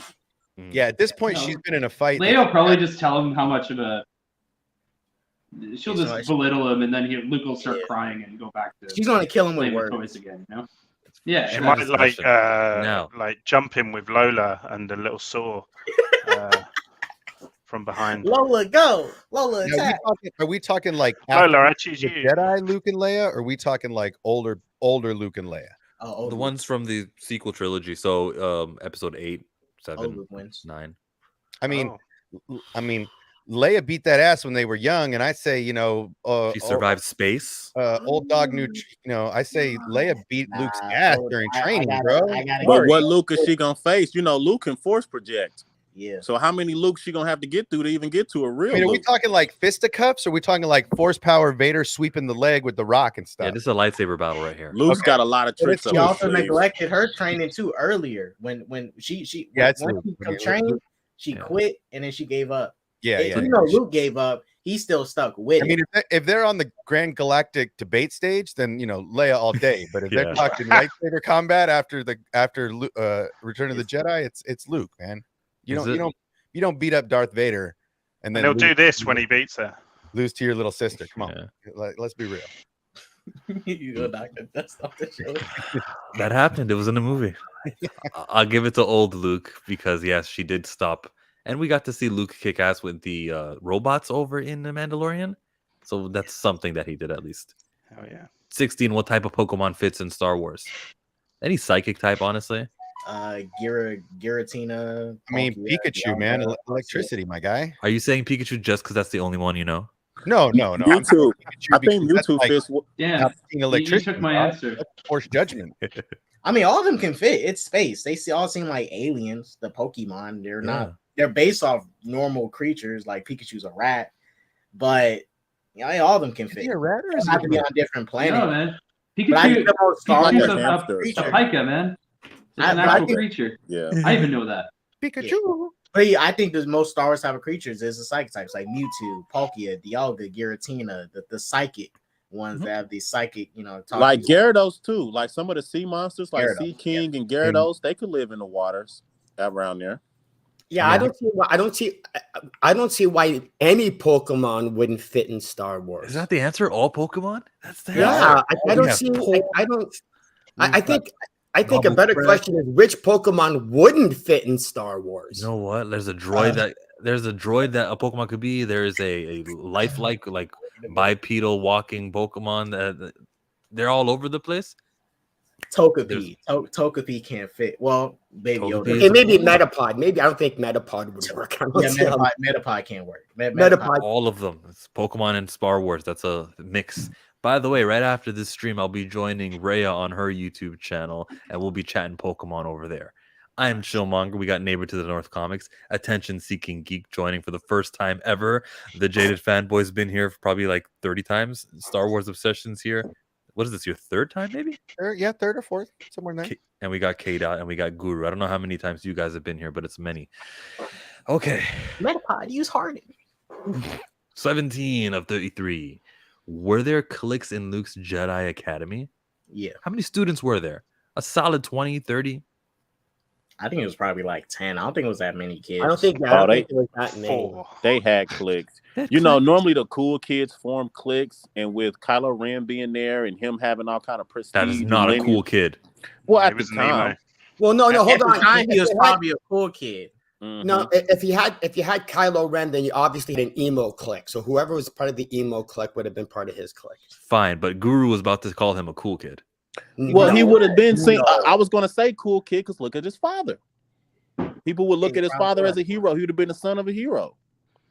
Or maybe Yo, people you're the would have son of bullied Han him Solo, because of that. Because, you know, whoa. like the expectation, like, oh, you think Well, then he's he would have been privileged. part of the popular kids clique. I, mean, wouldn't say the cool. Your uncle's the teacher, dog. How cool are you when your uncle's the teacher, dog? Oh, Exactly. Right, so man. I'm supposed to Be real, teach like, and Or are you the and teacher's that, pet? and They- prison Or they are got you up- Bullied him. They got up from the table when he sat down at lunch. Let's be real. He No, wouldn't be- no, he because wouldn't if be you're, so if you're the, successful with Snoke's fucking bullshit. Sorry, he wouldn't be so No, it's successful to his cliche. If BS you're- if he wasn't feeling ostracized already. Yeah, he wasn't. He was, a senator's son, and a hero. He was like, "Why aren't you more like you're cool like your dad?" Right? Like he got teased. Let's be real. You wouldn't have gone Kylo Ren and put the mask on if you weren't getting teased all the time. Let's be real. No, he was getting teased. This is the thing. That moment when Luke did that whack shit and tried to kill him in his sleep. That's when I think before that, when he was a somewhat normal kid, I think he was probably one of the cool kids there. But I think so, and too. then he turned into a whiny, emo, depressed No, kid. that was later after all that part shit. of him. No, that was part of him all the way through. I wouldn't say it was always there. He probably was had a brighter personality before his uncle tried to kill him in his sleep. Nah, he was already angry. He's like, my mom's a senator. My dad's too cool. I'm a loser. I think that's Look, he said my dad's too cool. Look, Wait a second. I want to be my Senator, my dad's granddad. too I cool. want to be my I'm never granddad. gonna be like my uncle Luke, who's like the hero of the galaxy, and my granddad was like this jerk that tried to take everything over. I'm gonna be like him. Like that. Yeah, Wait, he wait a minute. wants to Wait a be like minute. his I don't blame him for look. Kylo is a trash character. I don't blame him for going the way he did. Your dad neglects you. Your mom and dad break up. Their marriage falls to shit. Your uncle tries to kill you. Wait, they drop you at boarding school. They drop your ass at boarding school too. Yeah, Let's they be real. take you to another school. Hey, shit. I don't blame him. You're Fuck being him. okay. Wait a minute, but that is every Jedi. Yeah, but Every you don't know that. Jedi is taken No, as a but kid. You don't know Every that. It's like Jedi It's taken we don't as a know when kid. Kylo was Training taken. to be Kylo 18. Ren was the one that was a whiny little. But then Kylo Ren would have been attractive to the females, considering his prestige and everything. He would have been very attractive to females, which would automatically make him cool. Coin toss. His name recognition alone, he's Didn't gonna automatically make me cool. The girls there, even the alien girls, you probably have some ugly alien, student females. They was like, "Ooh, Kylo, he's so cute." You know what the No weird matter- thing look, is? He probably There's had a more- student that was an alien, so it was clay and had a robe. It was a He girl. killed like, all them fools. "Hi, It don't Kylo." matter. You know They all what's did. weird? There's more creativity in this panel than whoever wrote the Obi-Wan Kenobi show. Certainly.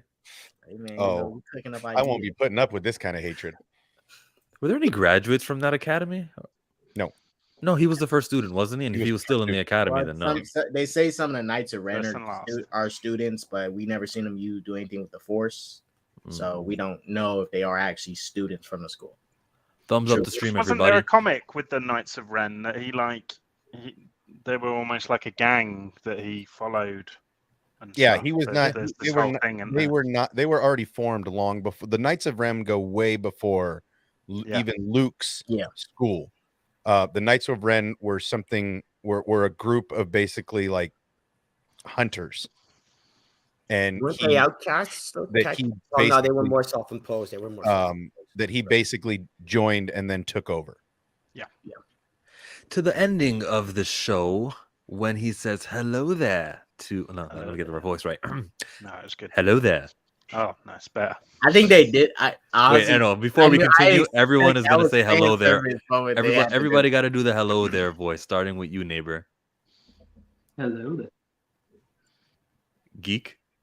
I feel a lot of pressure as the only Englishman here to get this right. But hello there. I'm not saying it was a stupid line. It was a stupid line. Well, then we go to Star Wars Obsession. Hello there. Oh, that's the best one. K-Dot.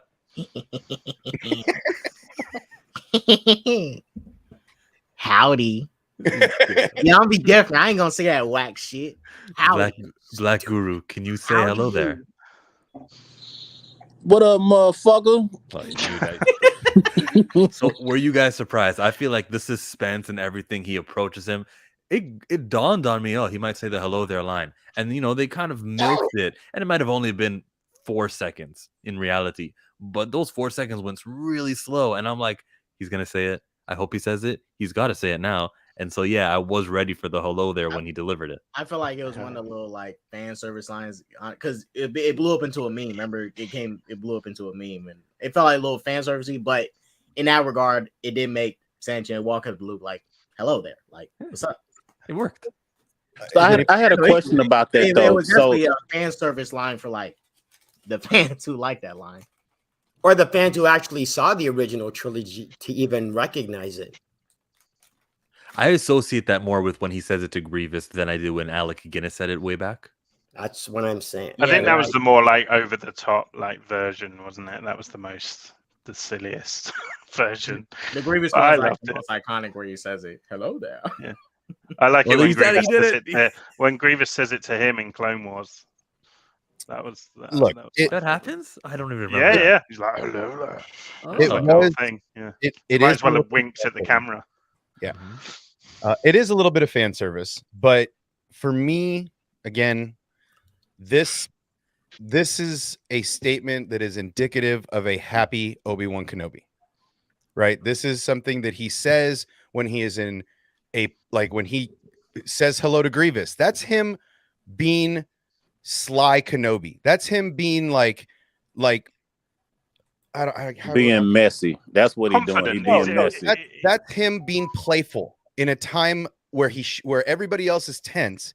He jumps down, surrounded by an entire army of droids and the master droid himself, and he's like, "Hello there." Instead of just jumping down like Anakin would have in like full slash mode, Yeah. My powers have doubled. He jumps down to he does these things to be the like Ahsoka when Ahsoka's fighting Maul says, I sense Kenobi's tongue on you or something like Kenobi's wit or something. That's him being witty and throwing his opponents off. He uses it But when the first time he uses it, slow down, hold on, I'm not done. When he gets in and he jumps down, he does that. When he says it, is his happy Kenobi. I don't think he said it any other time before this because he was depressed. He was living a life of an exile, and that's not something he would have been like.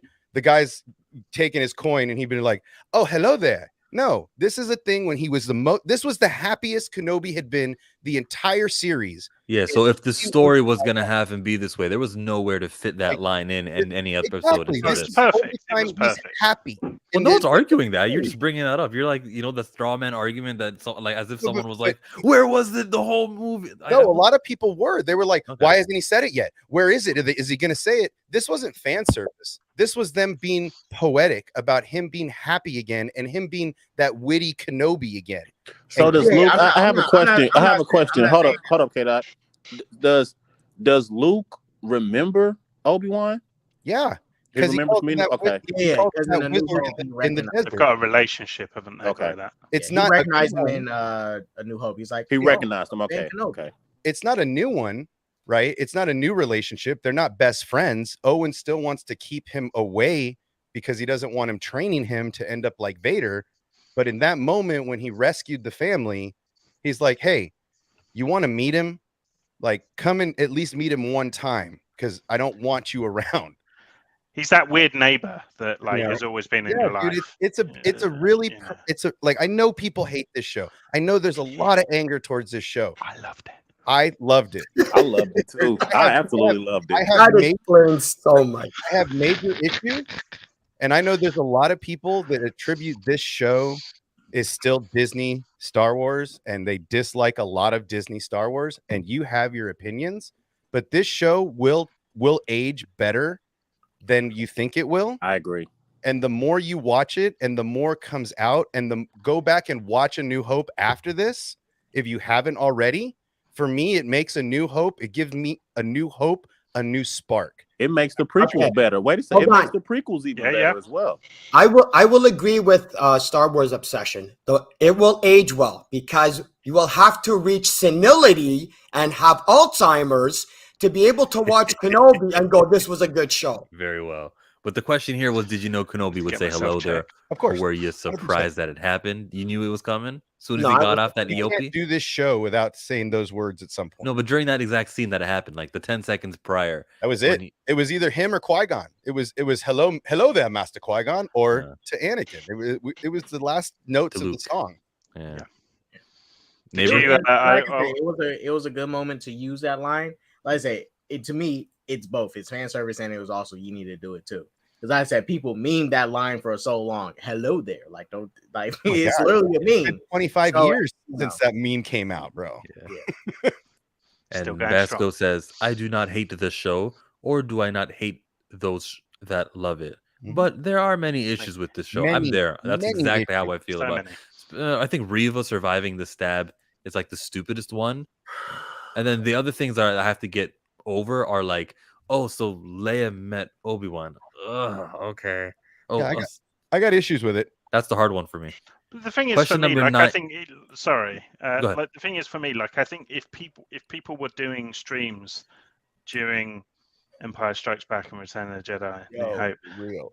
there would have been things that they were saying were not No, right no, and were because silly and stuff you like go that. Like, you go through Empire Strikes Back, you go through A New Hope, and you show me the plot holes, plot conveniences for storytelling that is inherent in the Kenobi show. Not even close. Well, I Luke can, and I Leia can tell being you right siblings. now. I can tell you right now that this fan base since A New Hope has never been unified.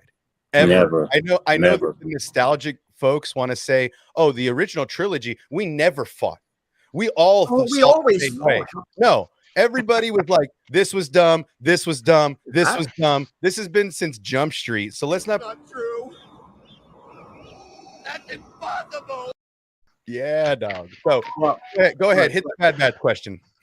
well, this is real quick. This thing with the Star Wars fans, that fandom in general, right? Yeah. I noticed fanboys, casuals, whoever people like Star Wars.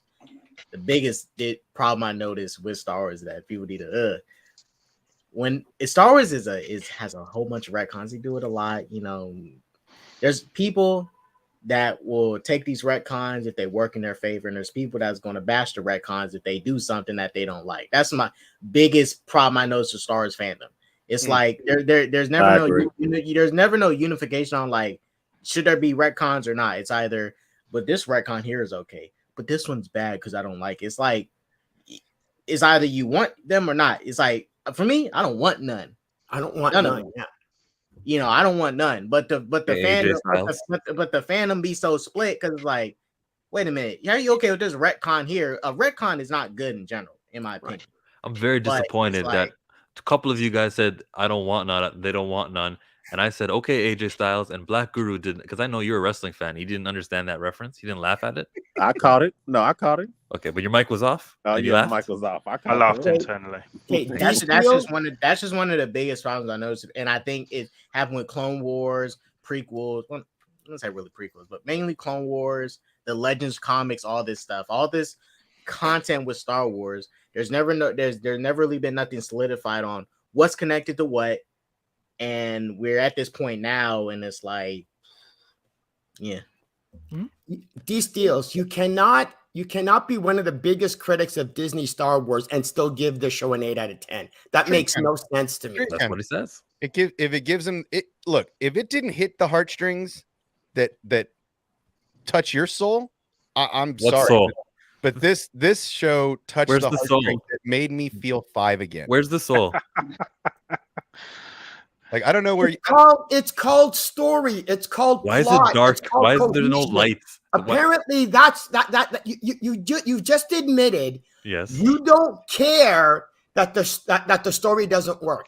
You I don't. You just disagree. I am the admitted number you don't one- care that the characters don't work. All I that matters disagree. was, did this show give me the feels? You should go look at my channel once in a while and tell me that I don't care about the story and plot holes. And you, Well, and then how I can don't you care about let the it? continuity of Star Wars. Then how can you let it go look, in my this guy, show? I lost money on this series. Did you lose money on this series? I never How- made how it. did you lose I lost money? $300 on this series. Did you? How?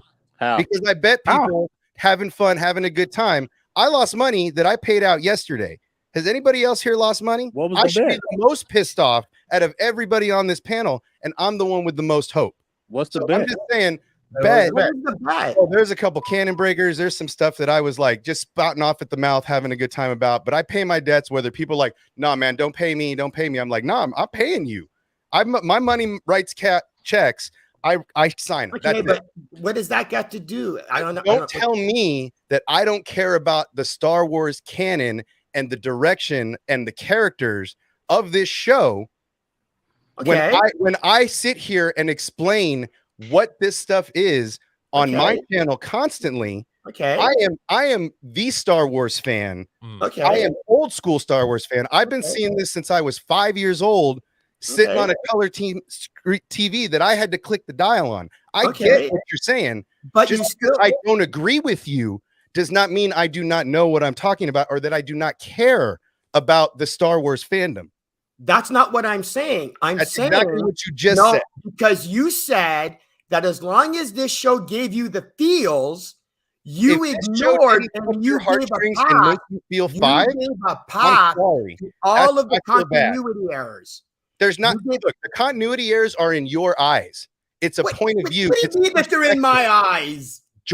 until George Lucas comes out and says this show sucks and here's why.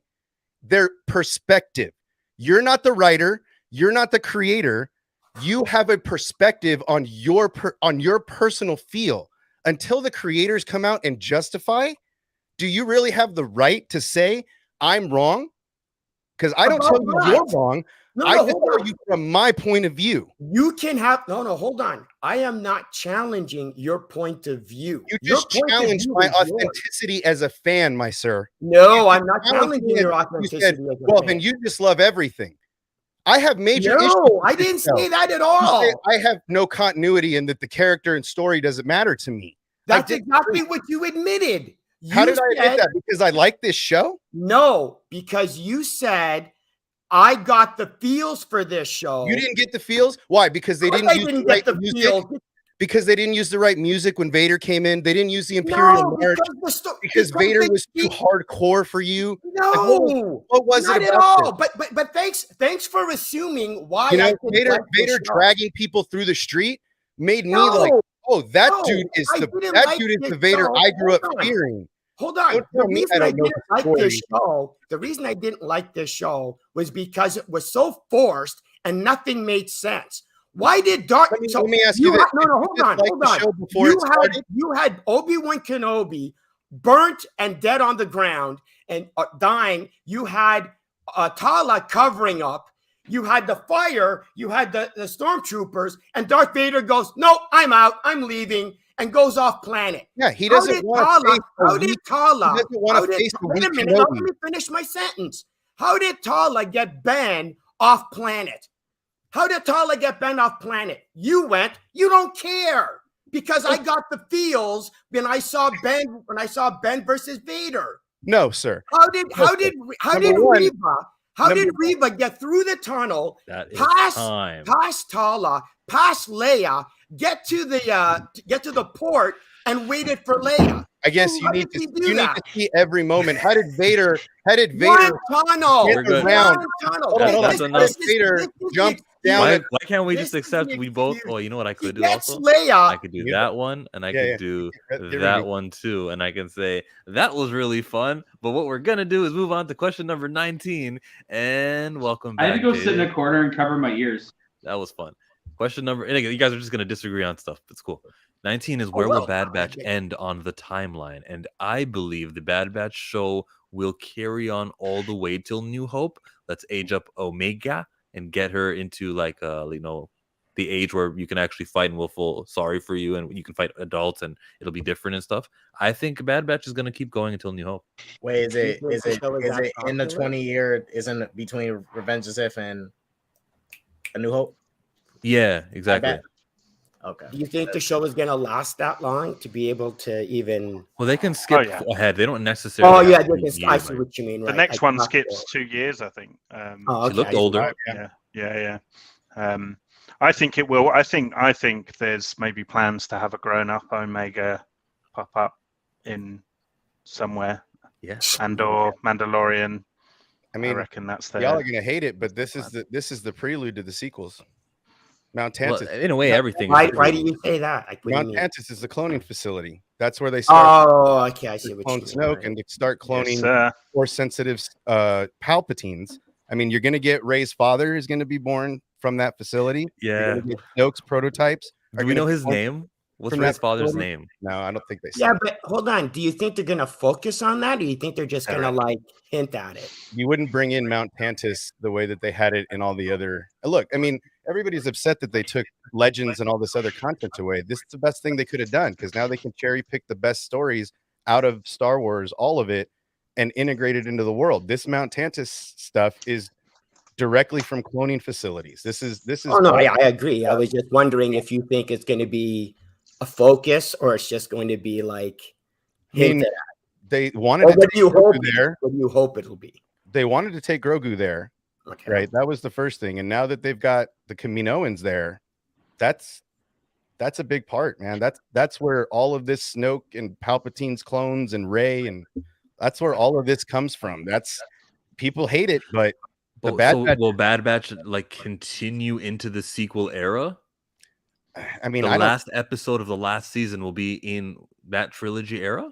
wouldn't you have heard of the Bad Batch running around smashing, stormtroopers? Well, they did. I don't think they actually thought up the Bad Batch while they were doing it. So I kind of like. I think it's got to end pre-Hope. Hasn't their lifespan? They've got less of a lifespan than Omega. She ages like a normal individual, and yet they're They like have clones. accelerated They expire, don't Those they? are- Like, So did Rex. Rex is the one that finds the way to stop the de-aging because him, Wolf, and Gregor end up living out their life cycle on, I can't remember the planet, but they take off and live their life cycle, and they're way older than they should be because they're in the middle of the What rebellion. about the book of true. no, was it no the Kenobi where they see like the retired clone 501st. officer, right, begging for change, right? Yeah, that's So- a 501st officer. And he's old, man. So I mean, he's not hyper age, or Yeah. would he be? Yeah. yeah, but I he'd be mean, hyper-aged. that's 10 years Yeah. after. I mean, I think that's around the time the clones were going to set to expire. I think they're because their life cycles were doubled. Maybe and they don't grow old. They and just that kind of 501st die. trooper could have been one of the last They batch. kind of just. I always assumed they just wore out. Yeah, I What mean is that Wore out. Is that death? Scheduled heart attacks. Scheduled. well, yeah, I mean it's No, just basically like planned obsolescence, kind of like how a Mhm. car is like got a 5-year lifespan. It just kind of just. I mean, I don't think these Bad Batch people I like dare you do relate the anything clones to cars. deeper later because like Well, what about the show though? Not specifically them. Well, I They mean, could die they might anytime. kill them off, right? They don't want to pay him like a pension or anything like Yeah, that. they'll right? kill them. yeah, I mean, I think and someone most, said it in the chat. and Blaze most, of Glory. and most they may end it around like the original trilogy era where this Yeah. Bad stuff. And then the next time we see them, because this is why I feel like the only thing they can really build up to it. We know Disney Star is trying to fill in the gaps, these blanks and stuff, whatever. I feel like the only thing they're trying to get all these characters to is maybe that Battle of Jakku thing or the sequel trilogy, but we know that's like a huge, that's a fat gap. This is a fat Battle gap. of Jakku. That's a a lot long of these, time. a lot of these characters going to be like old. No, well, compared to the Battle of Jakku, that's not that far. But if we go in like the sequels and stuff, that's really far. That's more than 30 years. So a lot of these characters cannot live that long and be there in this stuff. So I think they're going to do a shorter gap and just go to the Battle of Jakku, build all this stuff up, and show us the Battle of Jakku. I think they're dead by the time we get to Rex, Gregor, and Wolf in Rebels. Because why wouldn't they be with them? Well, that's kind of my answer, because my answer is right up to New Hope, and that maybe in that Rebels may they be might 3 be years gone. before. I think that's for me. I think they would all be together, or Rex would have known how to get a hold of them to help with the new rebellion. And so it seems like that's kind of where they could cap it off as far as not breaking things. So that's what, 4 seasons in, 5 seasons in? I'd say a couple, maybe. I think 4, because it's a good filler show in between live action, and it's Dave. I mean, it's Dave's style of artwork. Anyone There else? were those wild rumors, weren't there, that Wrecker was Ned B. Obviously, it wasn't a thing in the end. Oh, but yeah, I heard did that you hear one. that? Yeah. Crazy. My Crazy. theory was that it was actually a guy who was inside of that suit. I mean, Yeah, I yeah. know there is an actor, but I mean, like, really was a guy, and that's why he acted sort of that People way. compared the way that he held the hammer to Wrecker holding stuff, and there was this whole conspiracy theory. But yeah, That's True fun. or false? didn't attention come to seeking. fruition.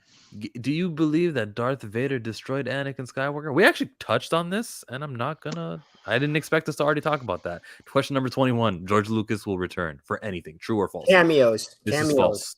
No. He'll come back for cameos like He won't that. even go to a red carpet. No. He's false. retired, man. He's done. Yeah, he's done. He's He has a couple of dinners with the people at the studio once in a while. Dave Or comes. lunches. Dave gives him a phone Yeah, call. won't saying, he hey, not even go to what's this? Celebration either? Like he doesn't do anything. Nothing. that Nothing Star moment Wars he related. signed Why would he? the paperwork to Disney. That was a symbolic moment for him, But his we do family. need and him Well, to no, do that's not fair The though. Darth because Jar Jar spinoff, man. Thank you. We Thank do But you. need hold him on. to do. Lucas said that the The reason Jar he signed is because they had promised that he was going to actually be part of the creative process, though. No, he So when offered he like a signed- treatment for 3 movies. Right. Away. And then so he had the intention of being part of the process. Yeah. He didn't really give it up. I think he's not coming back, but I guarantee him and Dave have monthly talks. Right? Yeah, You know, Why? you have constant talks with your apprentice. You know, they've got a WhatsApp group. Oh, I see. mentorship is a large Yeah. part of George Lucas's legacy, and I'm a firm believer that those two have, if not weekly conversations, Yeah, I definitely was thinking more occasional phone calls. Does anybody here follow like sports or anything like that? Right? There's a like in hockey, let's say there's a director of hockey operations, right? Who's basically like an overseer. He doesn't really have any sort. The general manager does all the. He appoints scouts. He does all the appoints contract work and everything. All the But decision the making. director of hockey operations does. He's kind of just like an advisor, right? He's a senior advisor to the general manager. So, yeah. Dave just goes, "Hey George man, Lucas being that. is it cool if I do this?" I And mean, then look- he'll get look. a text back saying, Yeah. "Yeah, that's cool." Seeing George Lucas on the set of Mandalorian and meeting Grogu Beautiful. shows that he's not checked out, but he's not coming back to work, right? I think he's excited that his apprentice is sitting in the high chair, is sitting on the throne of Star Wars, and I think that is something that he wanted all those years ago when he first met Dave, and so he has somebody in the seat that understands Star Wars the way he does, and comes to him often, I'm sure, with ideas. Hey, what do you think we should do here? Hey, what do you think we should do here? And I'm sure that there are conversations about canon frequently because he respects George's work so much. Have you noticed how Dave is slowly morphing into George Lucas though? Like the beard is slightly sort of Everything turning but the hat, grey, right? and George wouldn't be the caught dead in voice. that hat. And, That's yeah, the last step. true. George is like, bro, you got to ditch the hat. The hat's That got- iconic Stetson. Hell yeah. The I 22nd. think the only time you'll probably see George Lucas return is to pack up Kathleen Kennedy's stuff and ship her. Would love to do that. There are competent stormtroopers. True or false? Listen, false. When Leia and him and Obi-Wan Kenobi were talking to those stormtroopers, and they're like, "Oh, there's a loose Jedi." Huh. I guess all 5 of them didn't bother to look at the picture that accompanied that loose Jedi notice. There are no competent stormtroopers at all. I mean, I'm sorry. our man, the driver, was kind of more competent. He's like, hey, I found these 2 stragglers. You should check them out, right? Like, it's We like, at the beginning, we saw Uncle Owen and Aunt Beru be absolutely demolished and turned into skeletons. And we thought, okay, stormtroopers are a big deal. You know what? That was How Boba many Fett, shots guy. missed? How That was much Boba shots Fett. it took to actually get them, and how It was many Cad. stormtrooper bodies we Cad Bane. didn't see actually? What happened, and the reason why they turned into freaking smoky skeletons is after they finally, after a 5-hour battle, got to them. They went to Uncle Owen's dead body and they just shot at it. The ones who were still alive were like, And killing missed. it. That was there were some misses. Boba Fett's the one that killed them. I love that theory. Boba Fett's the one. Why do you think Vader comes up to him in Empire when they're hunting and he No goes, disintegration. Oh, Boba I like Fett's this got theory. a bad habit of just, not giving a crap.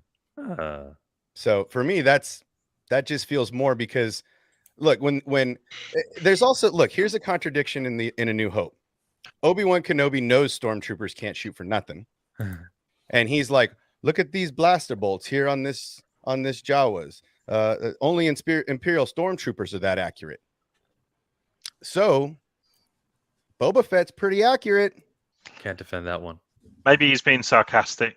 I hope so. Like, That seems only like stormtroopers can be Hold this on. accurate. Like, The hit the wall. reason the stormtroopers became incompetent was because that was the only way the Ewoks would have won.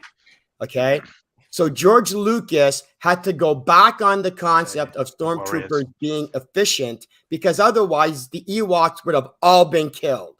So when you're seeing Ewoks throwing rocks at a stormtrooper and the stormtrooper is knocked out and falls down, I'm sorry, it's no. George Lucas purposely ended up have making such bad aim. Is it the helmet?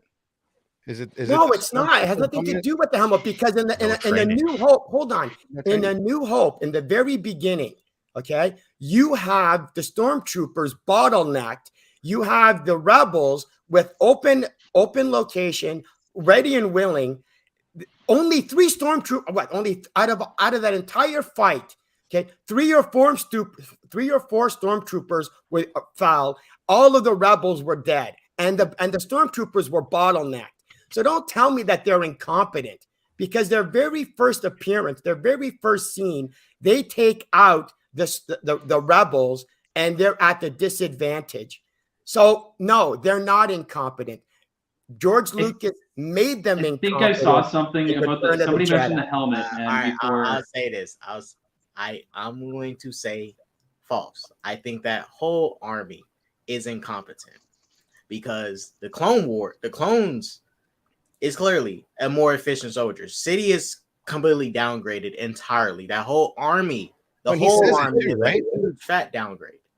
He says it too.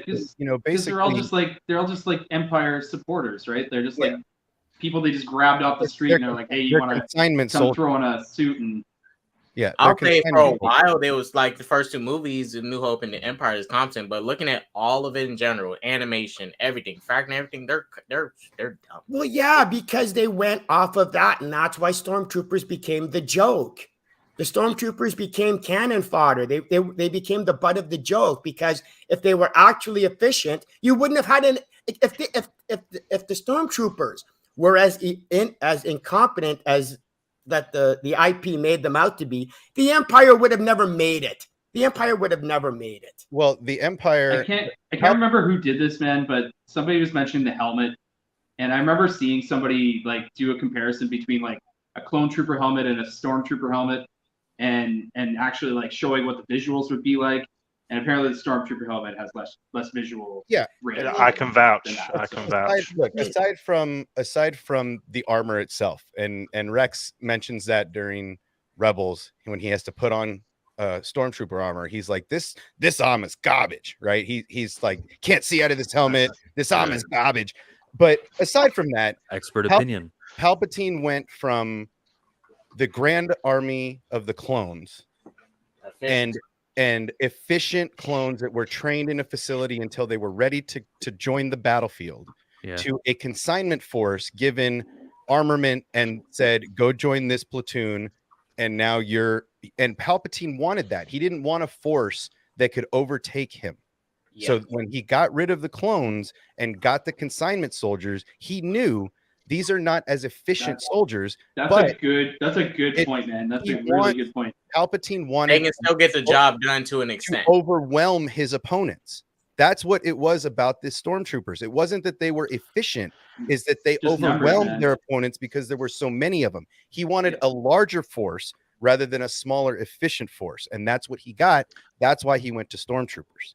And they're No, all the supposed to clones be took out the individuals Jedi, that man. are That's like, why. they That's could why take out with the Sith. Vader. Hey, That's why. hold on. I thought he went to stormtroopers because of the financial aspect.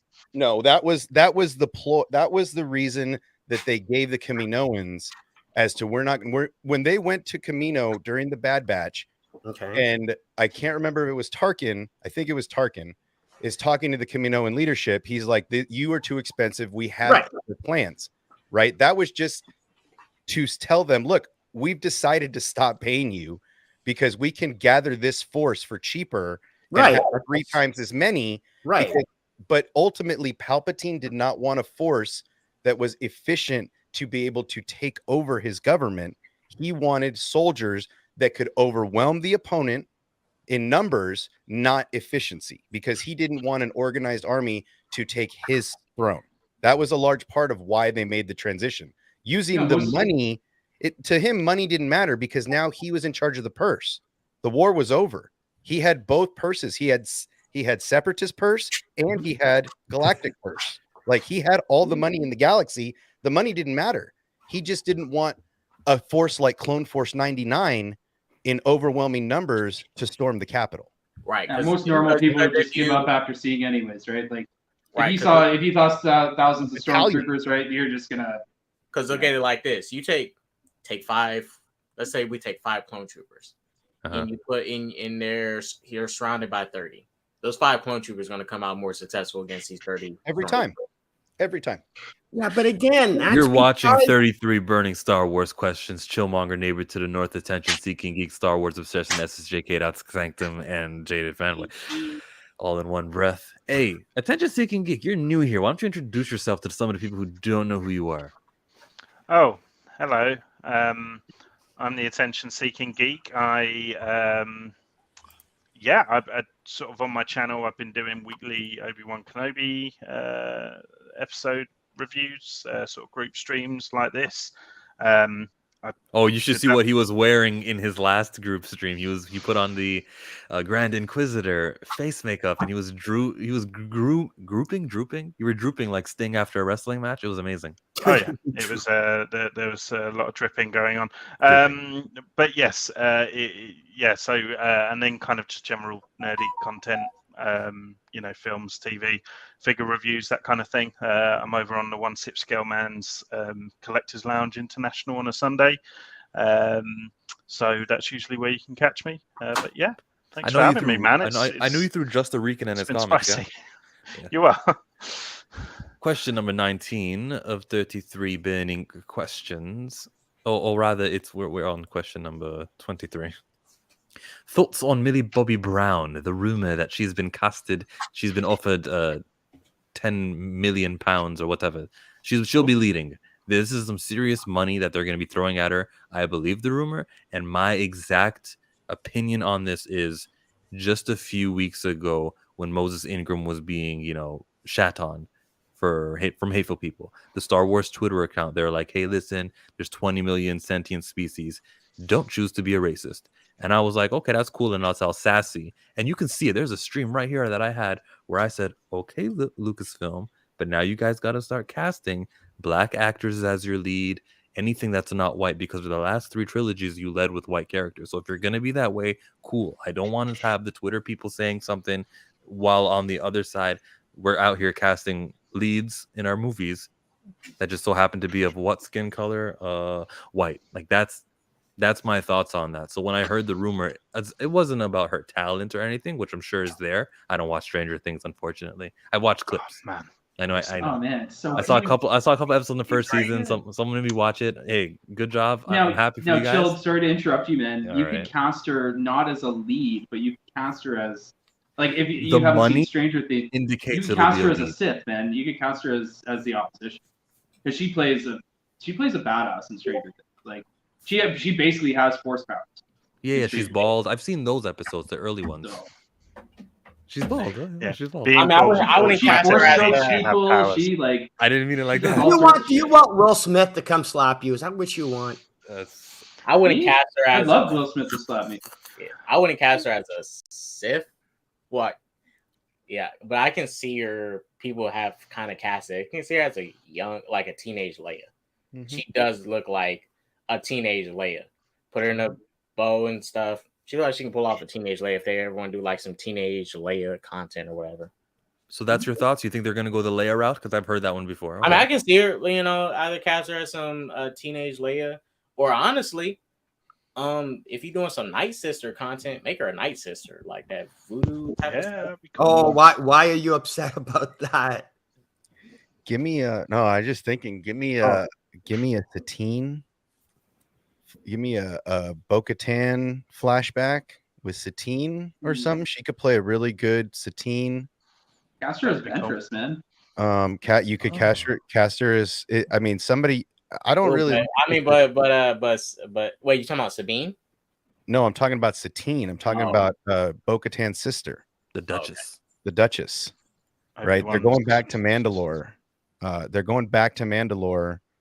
I could see just a flash of her sister on the throne or something when she walks in the room, leading up to, more of that Mandalore backlore, because there's a lot they're going to go into in this next season. Manda backlore.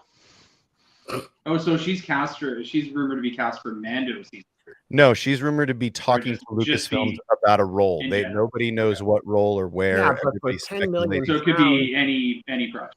Well, no, I mean, if it's 10 million pounds, wouldn't it be like a starring role in a movie? You don't pay that to a second. You don't pay that.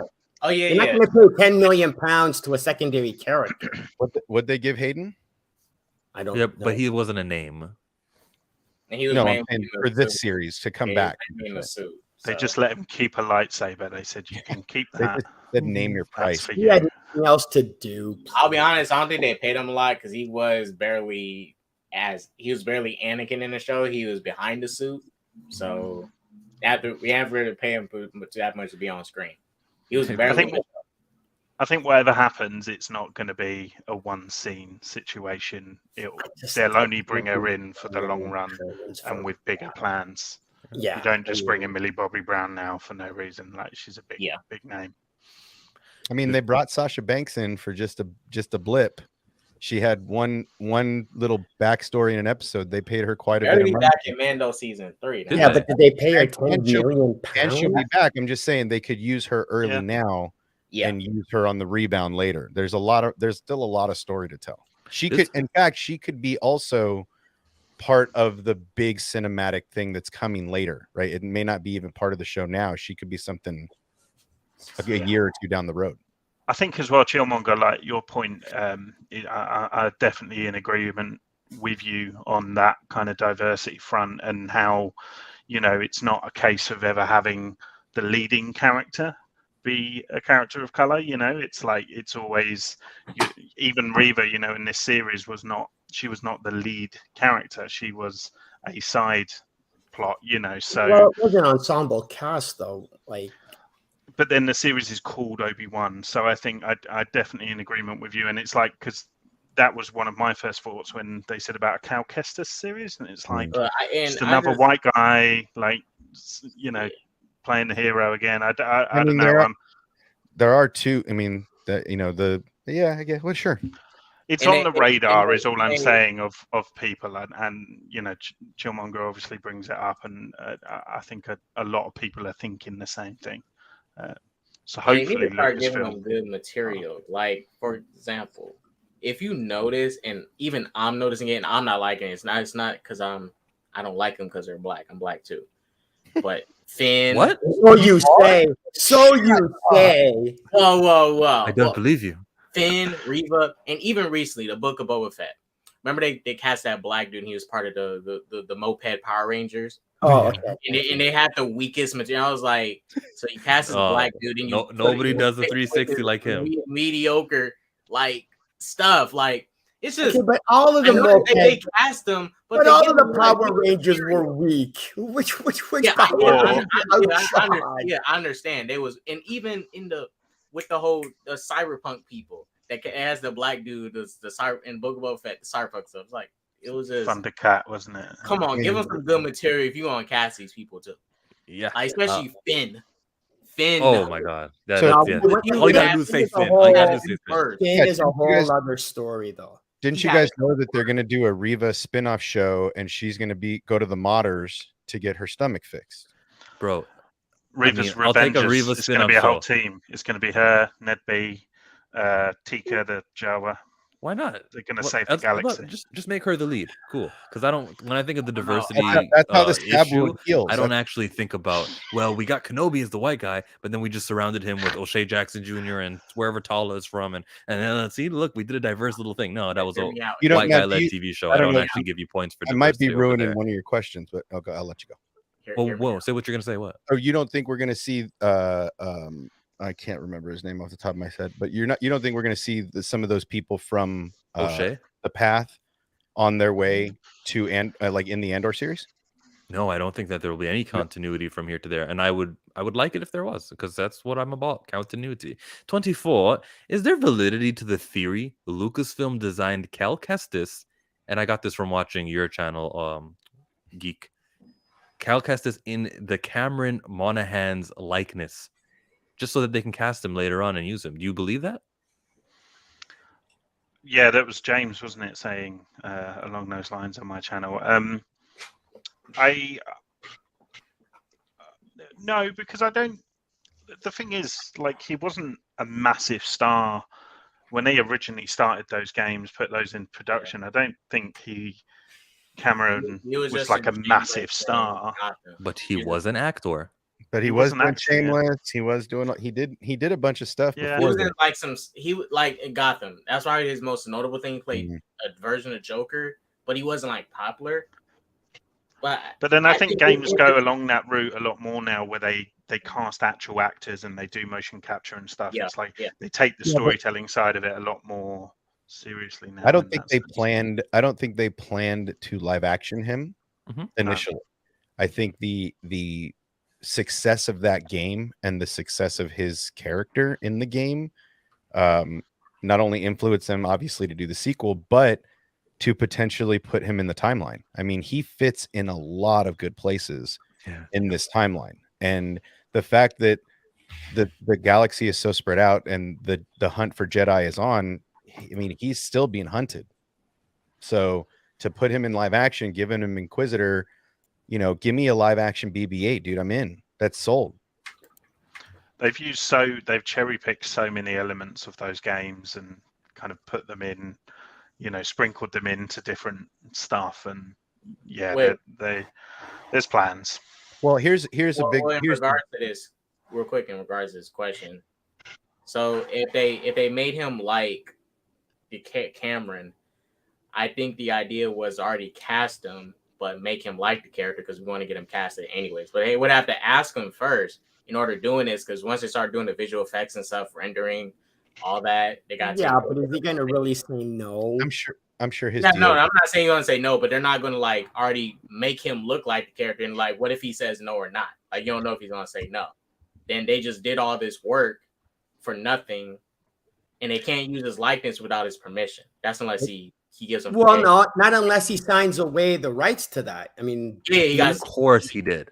Was it That's 2 what I'm years saying, ago the game came out? Yeah.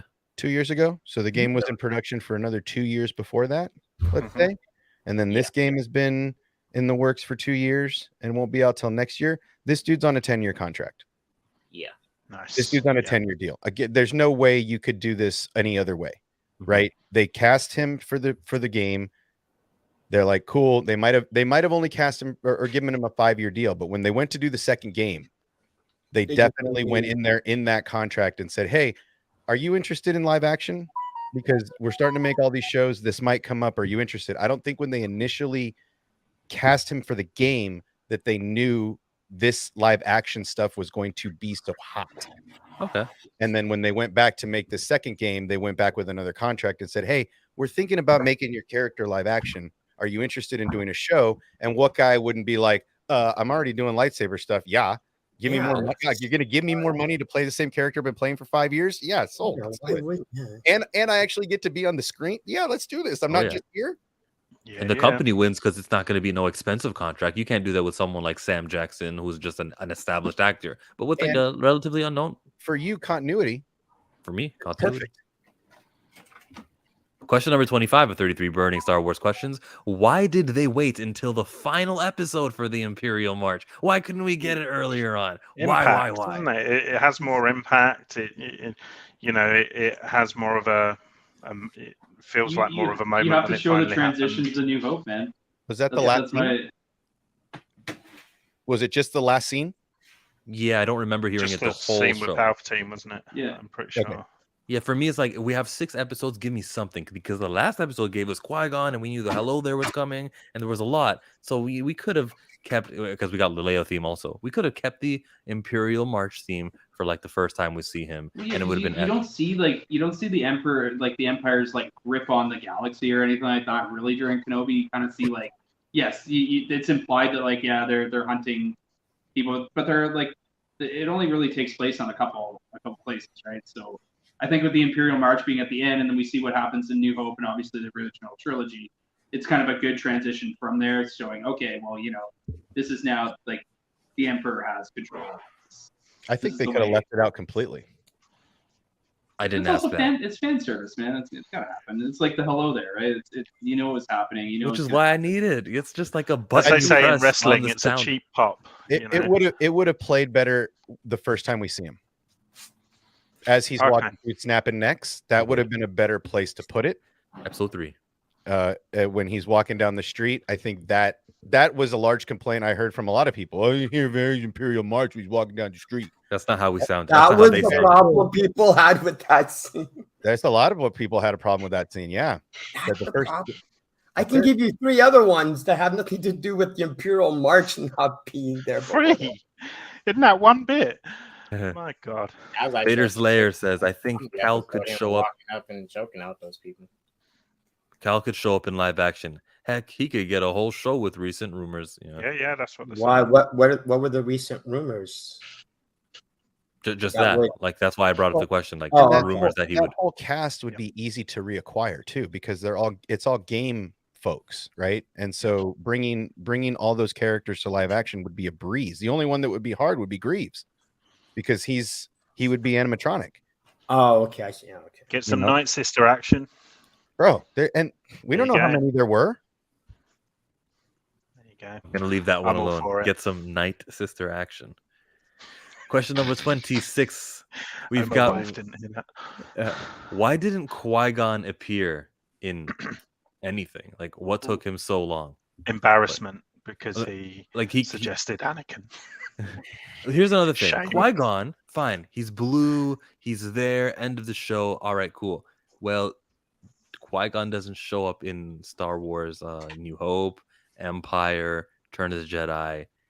Like, he doesn't help fight. Because they didn't invent him yet. There would be no... Okay, how could George Lucas in the 1980s go, you know what? In about 40 years from now, we're going to invent a character named Qui-Gon Jinn. So I better make sure I mean, you got to give them time. I understood that's why that Qui-Gon Jinn couldn't actually actualize into a blue Force ghost. That was how it's supposed to be. That was either written somewhere, I forget who, but I believe George Lucas said, fine. Qui-Gon could, make the little contact. He might hear his voice, but he couldn't come in as a blue Force ghost. Now he can. There's 2 things. There's 2 sides to it for me. Yes, he wasn't made yet, but re-release. Do a re-release special edition of the. Put him in the lineup with Anakin, and that way you'll have Qui-Gon Jinn. But see, all right. So and you can use lightning bolts to burn trees like they happened in Last Jedi. Technically, even Qui-Gon's first ghost definitely should have been there in the New Hope and Return Jedi to give Luke some words of wisdom. Mind you, he wasn't created yet. But then what I would have done is like if you want to introduce character Qui-Gon, put him in a different position where he was at. Don't make him as impactful as he needed to be, because he's important to. But why would Qui-Gon Jinn be? Wait a minute. Why would Qui-Gon Jinn be in A New Hope? I mean, Luke doesn't even. No, not A New Hope, but like Return of the Jedi. Definitely be there to talk to the. Why? Because he's about to go face his father. So Qui-Gon Jinn know about Vader? He doesn't know anything. Qui-Gon except where Vader came from. Yeah, so So look, here's Look, I'm not saying it's bad. Wait, Kirk. I'm not saying it's bad that Qui-Gon's not there, but just His looking at the context of everything, so he should be there in the trilogy. Not saying he No, he can't. shouldn't. There's no reason So- to. He should be. He's just as important as Obi-Wan is and Yoda and all this stuff. They're just okay. all- Well, here's the thing. The reason that we see the 3 Force ghosts at the end of Return of the Jedi is very specific. All 3 of those people. Well, let's just start with the 2 main ones. Yoda and Obi-Wan. This is something I'm making a video on. This is a perspective that has come to me in light of Kenobi. Yoda and Qui-Gon, or Yoda and Obi-Wan can come at the end of Return of the Jedi because they are Luke was apprenticed to both of them. Yeah. The reason that Anakin shows up is because that's the connection to his father. So that's the reason those 3 show up. The connection from Force Ghosts, the reason it just kind of dawned on me. The reason that we see these Force Ghosts is nothing to do with the master, has nothing to do with the ghost, the cosmic spirit. It has to do with the apprentice. When the apprentice is ready, the masters will appear. So when we see the best illustration in this in Return of the Jedi. I'm sorry, Empire Strikes Back, when Luke goes to Bespin. Obi-Wan shows up as a Force ghost to talk to Luke when Luke is ready and when he needs his guidance. As Luke is flying away, Yoda and Obi-Wan are still talking. Yeah. And Obi-Wan drifts off into the distance as Luke flies away. So yes, he can appear to Yoda, but it's the connection to the apprentice, right? And the reason that we see Qui-Gon, because I have a big issue with this also. This kind of messes a little bit with the Mortis arc and the conversation Obi-Wan and Qui-Gon had during the Mortis arc about his training being incomplete, having that conversation with Yoda at the end of Clone Wars, how he can't manifest himself. He can't manifest himself. But the apprentice, when they are ready, that's what manifests the Force ghost. Okay, so you're saying like, so when Obi-Wan in this series, let's go with, Yep. he's disconnected. He's not disconnected himself from the Force, but he's suppressed. He's suppressed it, right? And he's going into hiding. And he didn't really need any mentorship because he didn't need to use any. But he wasn't anything, connected right? to the Force, yeah. But when he regained back to his full strength, he's back connected to the Force. So he needed guidance from Master. Well, and no, he was reassurance that he was doing the right thing. Well, no, he was just ready, right? Because Qui-Gon says at the end of that, "Oh, Master, I've been waiting for you." And what does Qui-Gon say? Obi-Wan, I've always been here. You weren't ready. I like how you already memorized it. Bro, that I've got chills right now, dude. Just saying those words, I have chills right now because that's the whole thing of Star Wars. The relationship between master and apprentice. Vader, and I'm not going to go into the rest of it, just with those 2. That's it. It dances that line between bend and break for canon here. But this kind of threw in a different why way. doesn't Obi-Wan appear as a Force why doesn't Obi-Wan appear as a Force ghost to Vader then? Because Vader is in the dark side. So being able to see the cosmic force it's the apprentice.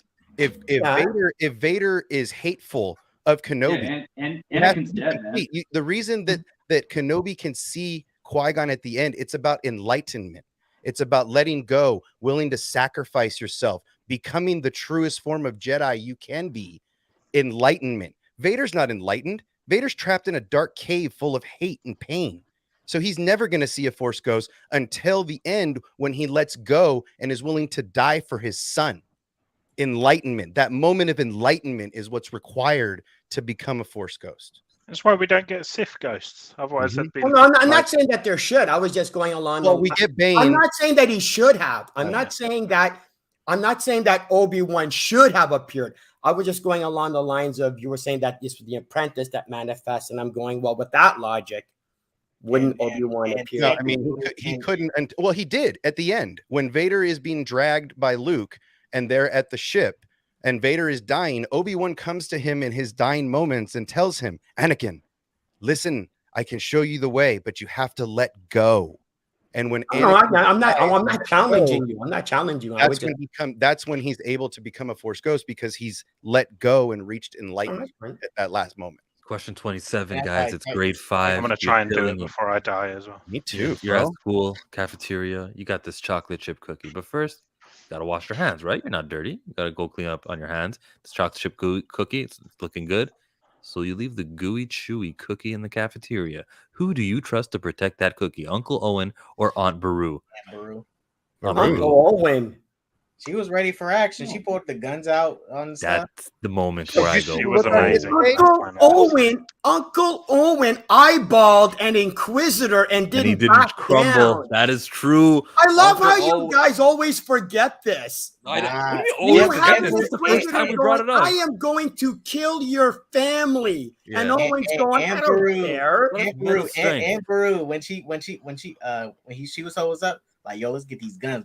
It's about the action. Uncle Owen didn't suggest us get these guns. Uncle Owen needed help. She said locked and loaded. Yeah, ASAP. See, as hard as Uncle Owen is, Aunt Beru was like, no, we got this. We'll take care of it. Let's just do the plan. And as soon as Reva came in, Beru attacked on him. Okay, that's because it's a woman who doesn't know what actually she's going to face.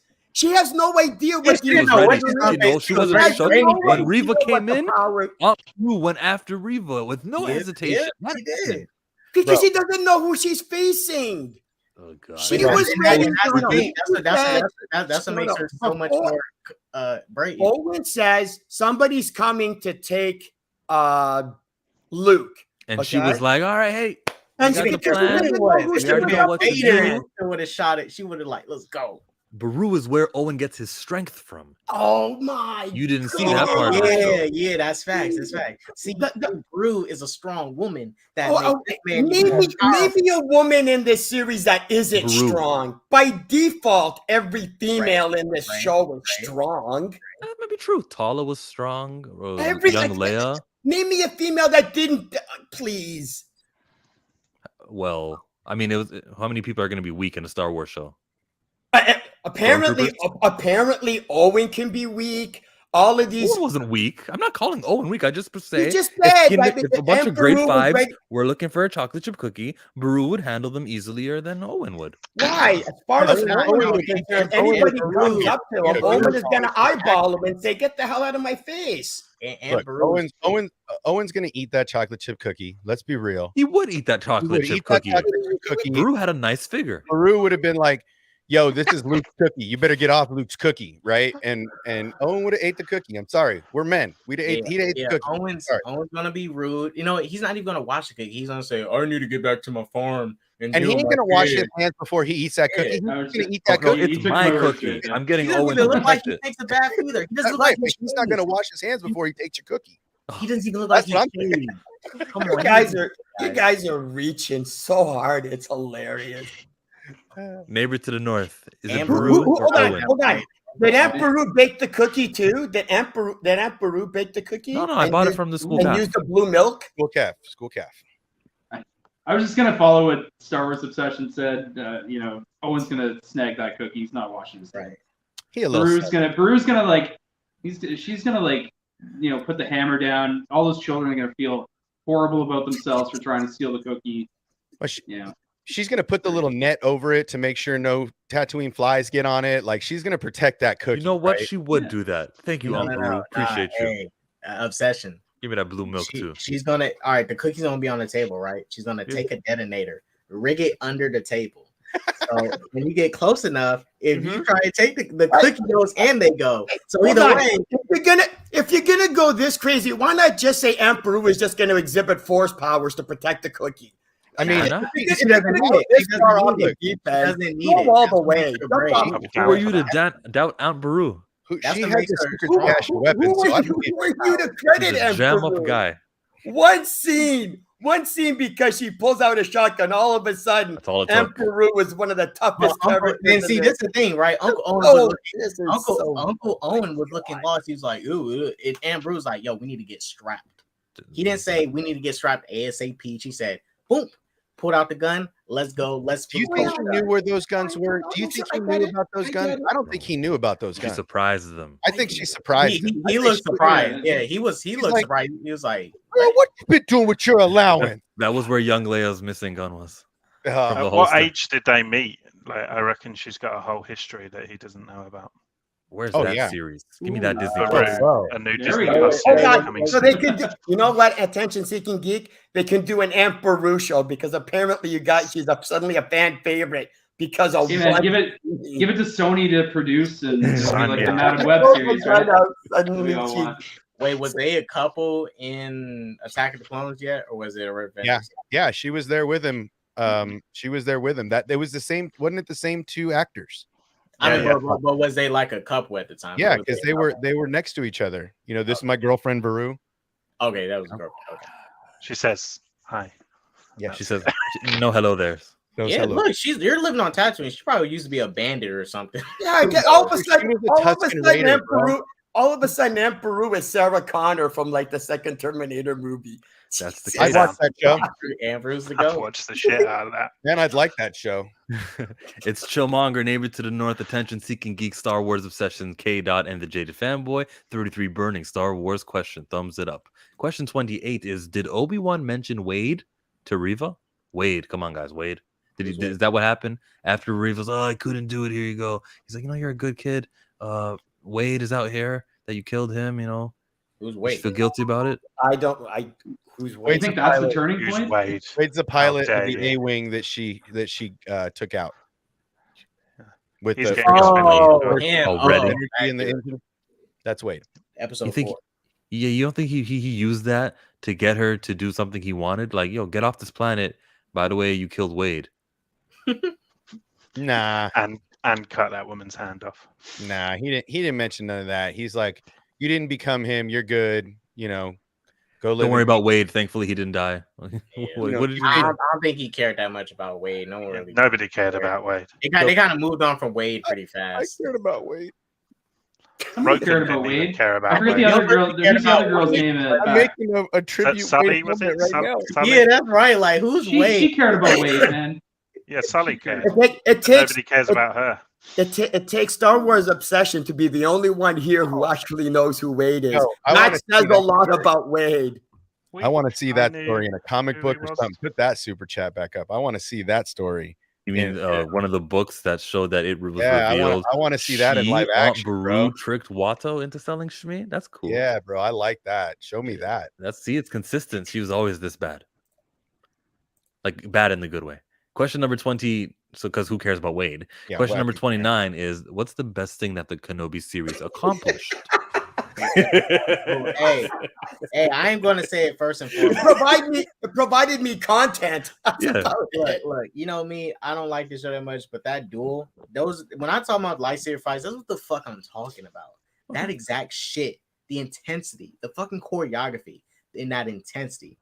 Those are the lightsaber fights I fucking want in live action. Give me shit like that. Just like that Vader and Obi-Wan fight. It wasn't as fast as like the animation and stuff. Not saying it has to, they can definitely speed up the footage, but that shit was intense enough and great choreography. Now, That's what I've been and wanting. And it's like It was really cool to see. Like you said, it's not as fast, but it's like it was a good medium between the prequels Not too- and well, and pretty it kind of wild like and not kind of too- graduated you in, right? you've met it because in Revenge of the Sith, they that, sped up the footage that made them fight so fast in the Revenge of the Sith. but now, well, they were also young men in no suit, Right, right? yeah.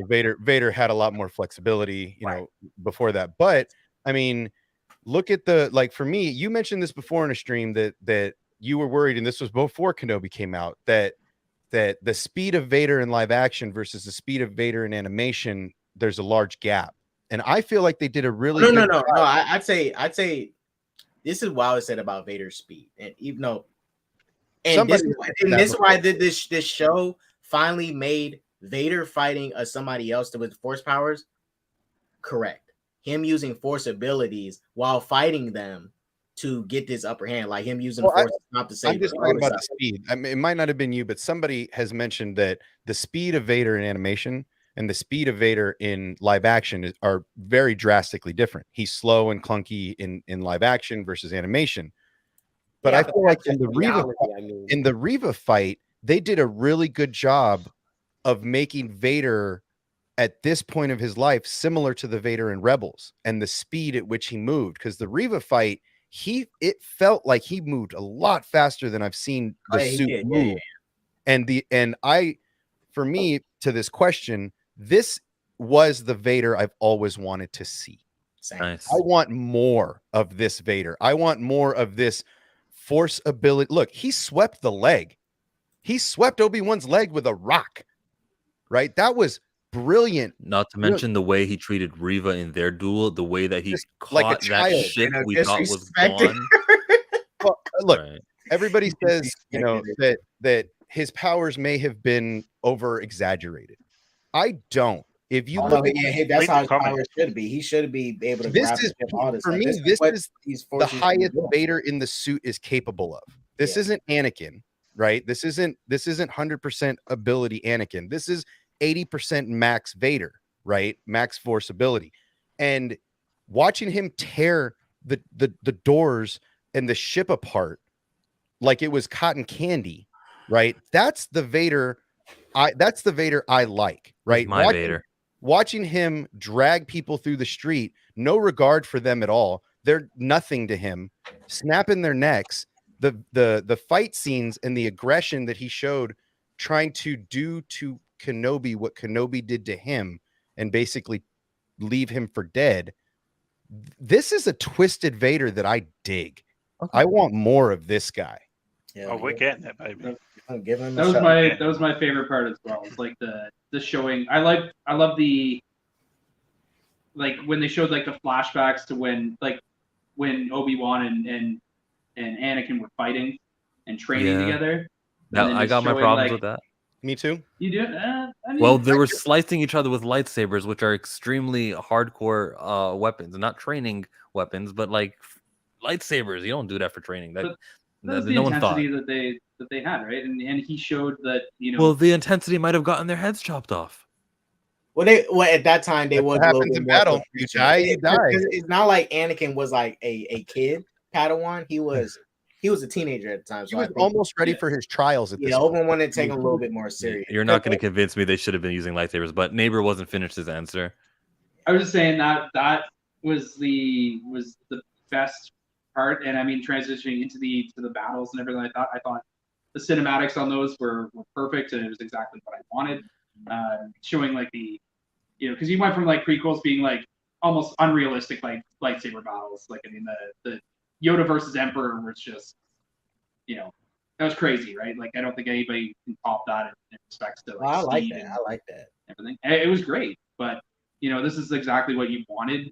You wanted to see like not the clunky, like Yeah. Yeah, he wasn't super clunky. And I said it. no, I usually say this about Vader, and it kind of bothered me because it's the opponents, and it depends. Reva, she's totally outclassed. She can't do shit to Vader. But someone like Obi-Wan and Ahsoka, because this is the setback with Vader, he cannot move like that. So it always used to kind of bother me how these people with all this agility and stuff have trouble getting around this guy trying to fight him. And this is why this show really showed how he should be fighting, using the force a lot to push them back, repel you, stop your lightsaber, because he cannot move that quick. So This show another made it answer for make no Vader. sense. I think Vader's like a clean sweep here because James T. Keegan says that this show solidified that it's Hayden behind the mask. There's no longer a disconnect. When you see Vader now, you feel like it's him. I think that half-face scene that they stole from Rebels was definitely a contributor to that. My answer is a little bit different. What the show accomplished was more so the conversation for the last 6 weeks, 5 weeks technically, because it was 2 episodes that began. Yeah, that was like a great little a weekly period that we've had, which is now over, but it was fun. Even the conversations about what's her name, Moses Ingram, and that stuff, it was very telling. We all hate those hateful YouTubers who just grift on race, and then turns up they have a lot of things against characters who don't happen to be white, and that's that's their thing. What? Yes, it happens. They're very apparent now. Like it was kind of it's kind of hard to miss now because, whoa, you guys don't like Moses Ingram either. Like, whoa, I wonder why. Like, it was like the last maybe straw that broke the camel's back for just viewers who no, I watched that YouTuber because Disney is effed up and they're so politically correct. And I agree with that YouTuber. Well, now they're taking offense to Moses Ingram, who just exists. And like it was a deal breaker, I feel. And did you guys see what Moses Ingram posted on Instagram a couple days ago? Yeah, it was her dancing. And it was the words. The music still was alive. Did I got a question for the whole panel? Did her acting grow on you throughout the show?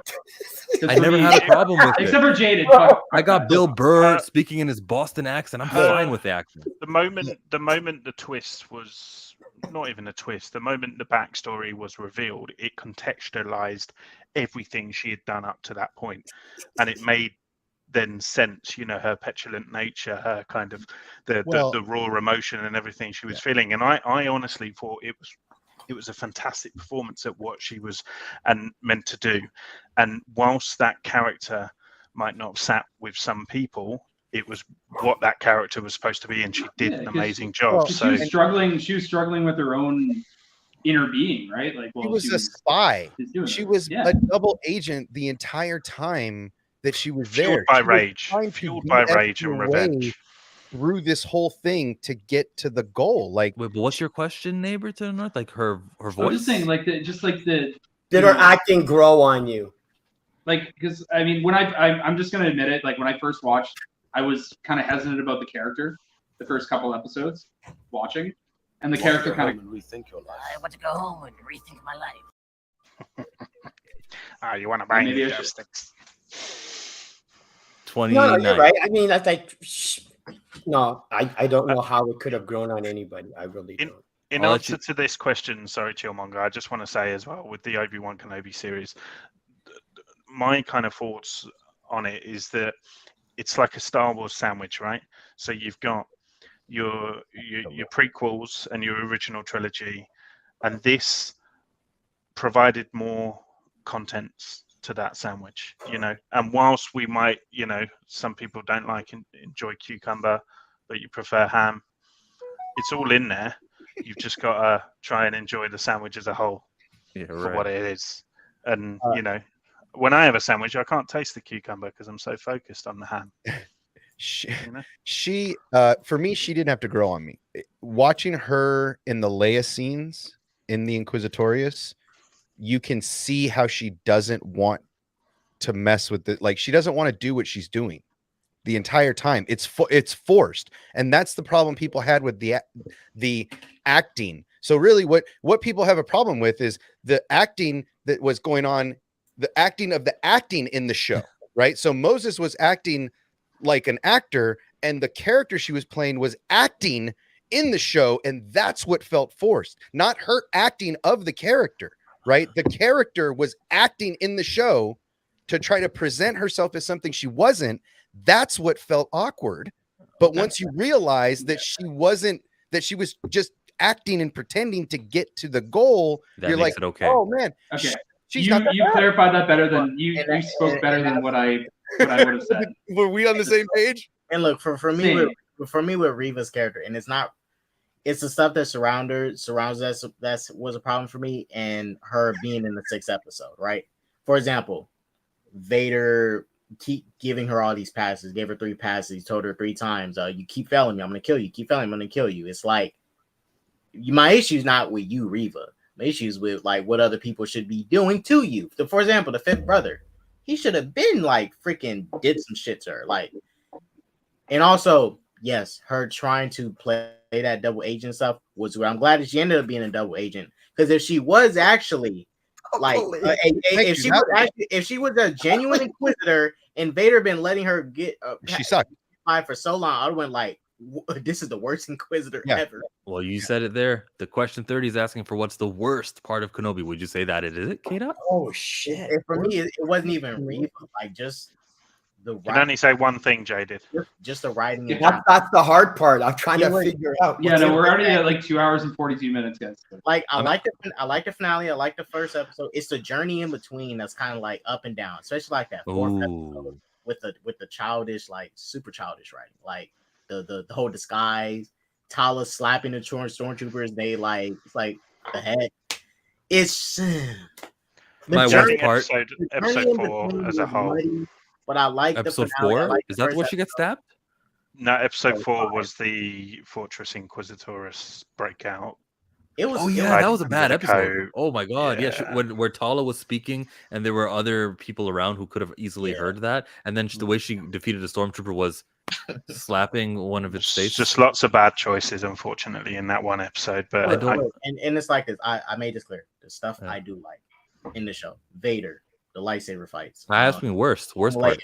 Young Leia. Worst? The worst part, just the journey in between, the writing from episodes 1 to 6. The journey. My worst part is that Reva was stabbed in the middle, and then was like, "Oh, I'm just gonna survive all the way to Tatooine and find Luke." Dude, That's the worst part. this whole story, honestly, whether you put it in theaters or not, they could have took this whole plot as it is, turned into a 2-hour movie or a 1 hour 45-minute movie, released on Disney Plus.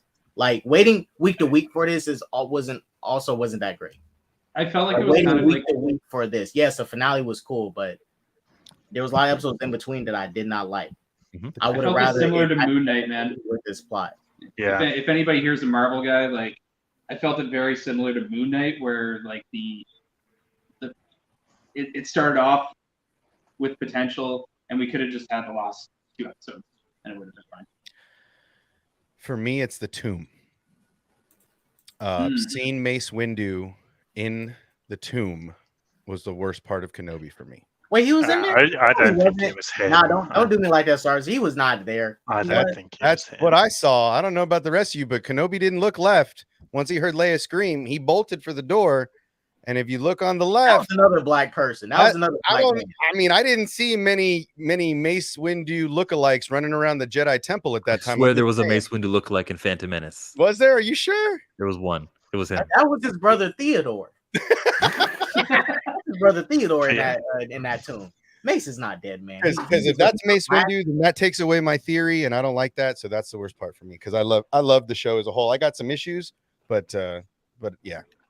Wait, you gotta send us that. I need to see if Mace was in Hey, there. I'll put it up right now. I got the show on lock on my Disney Plus right I now. know the one you're talking about. I still Mace don't think isn't it's dead, him. guys. Mace is hiding somewhere. Jaded fanboy, did you answer what was your worst part? The worst part of Kenobi is one of the worst parts of the MCU. This show has established that they can do whatever the hell they want. It doesn't matter how bad. People are just going to defend it anyway. They don't care. Oh, so the fan base for defending something. The worst part of the of Kenobi is the fan base Wow. letting this show get away with it because of they're just letting. It's the same reason people are. Right. It's the same reason people saw. Not that I want to bring MCU into it, but with No Way Home. Was it No Way Home? Yeah, No Way Home. People were going, oh, yeah, I see all these problems. I have Multiverse of Madness. With Multiverse of Madness, you have people going, who are fans of the movie, going, yeah, I had all these problems with this movie, but it's still a 9 out of 10. Same thing with the Kenobi show. Well, sometimes something They have you all these enjoy problems with the show. to take over what you dislike about it, and that will say, okay, well, I can forgive the bad because the highs were so high, and I understand that. My lows were too Every low bit for of Star Wars for me. Yeah. And to me, it's excusing the bad writing. It's excusing the incompetence of the writers and going, yeah, you know what? Do whatever you want, Disney. Make whatever Star Wars show you want. We will like it no matter what. We've got 3 questions left and 13 minutes long. 31 is, how much is Kathleen Kennedy backlash attributed to her sex? I will say that anything negative I have to say about Kathy Kennedy is about the stuff she did, disregarding the story treatments. You heard me actually say it this whole 3-hour stream. So, but there is a subsect of the fan base. I don't want to give them that though. That like They bash Pablo just as bad as they bash her. I've got my issues with Pablo Hidalgo because I'm just saying, like, the fandom bashes Pablo just as bad as they bash her. So I don't think sex has anything to do with it. I think the dropping the ball and not knowing where you were going with the story when you're building a trilogy from Jump Street is more of the anger with Kathleen than anything, and the mistreatment of what people call the mistreatment of their legacy characters. I don't agree with all the disagreement with all of the stuff that most people say. I can rationalize out a lot of that, but that's where a lot of it comes from is not that she's female, because they've given Pablo the same amount of grief because they were involved in the storytelling of that together, right? JJ and Ryan. Well, I mean, yeah, the but only- from the story the only- group. I'm not talking about directors, but I'm just talking from the story group perspective. Those two made the decisions that started the pebble that started the avalanche, right? And Well- so it has nothing to do with the genitalia she has. It has to do with the job she's done, unfortunately. I think that the reason the sex attributed was because she was always pushing the Force is female. Like that I saw was a picture unnecessary. that she took wearing Right. that T-shirt, That and I was think unnecessary. others who were against it used that photo. I wouldn't say she was Right. always pushing it. No, again, Outside of I'm that just- photo, I haven't really seen her. Even if she say was, it. so what? Again, I think Even if that- she was, no, so no, what? I'm not saying that. Yeah, the so story- what? Even I'm if she saying was that's pushing what's female. attributed. If the elevation of a female character came at the expense of telling a male story, then that would be the problem. But can I say that has happened during Star Wars? Wait a I minute, would- I'm not defending it. I'm just saying. Because I you- think you We're have past characters- you, fanboy. We're past you. We're having our own next Oh, okay. conversation Go ahead. where we're just I was gonna say, deciding whether. you can't say anything about it being sexist or anything. You have really good characters who are loved, like Ahsoka and stuff like that. Like even like Ashley Eckstein is like really pro female and does her own thing, and she's not. I mean, Joss hated Whedon is for it or very anything like pro that. female. It's the body of work. I mean, Dave Filoni is very pro-female. If you look at some, I mean, he caught a bad rap for a speech he gave at a women's conference, and that dictated him a feminist that he was going to ruin Star Wars, right? So really, it has to do with the body of work. It has nothing to do with the gender. Everything has to do with the gender, or has to do with the body of work, not gender. And for her, unfortunately, she's been holding the reins for a lot of bad steps. I mean, Joss Whedon has been pro-female before Kathleen Kennedy ever came around. I can't tell if you're joking when you say that. I was going to say, No, he's I mean, also Joss been Whedon linked had to some other you things had as you well. know Buffy the Vampire Slayer. You had not the movie Serenity, but the Firefly. Like Joss Whedon focuses his shows around strong female characters. So, but nobody's going, oh my god, you know, Buffy sucks because it's all woman power. No, it's Say not. that about Sarah Jessica Parker. Nobody was trapped. Everybody loved Firefly. Firefly was one of the most loved shows. Nobody was going, oh, Joss Whedon is female empowerment. So no. Well, I don't see it as a agree bad with- thing being female empowerment. I'm good with female empowerment just so long as we don't have a whole ass plot in the film or the series or a new character being introduced, and it's like, oh, we just didn't have enough females in there and make this character here, Rose Tico, which I believe. Am I echoing? Thank you. Which I believe there may be something to that. Maybe not just because she's a female. Maybe they also needed Asian representation to sell this movie to China, and they go, here we're gonna make Rose Some of Tico a those little bit decisions more are made above her head. Also, you know, some of this stuff is board member president of Lucasfilm.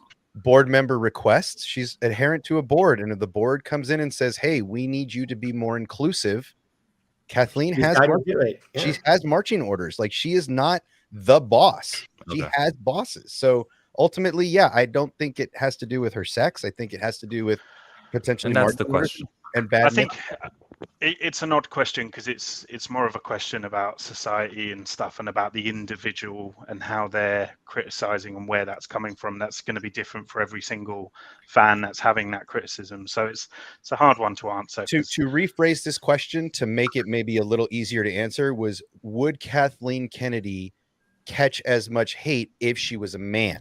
Well, Right. the answer is easy. I'd say That, no. Yeah, being a female contributes Yeah. to just how And much that's- you're and hated that- on. Yeah. What?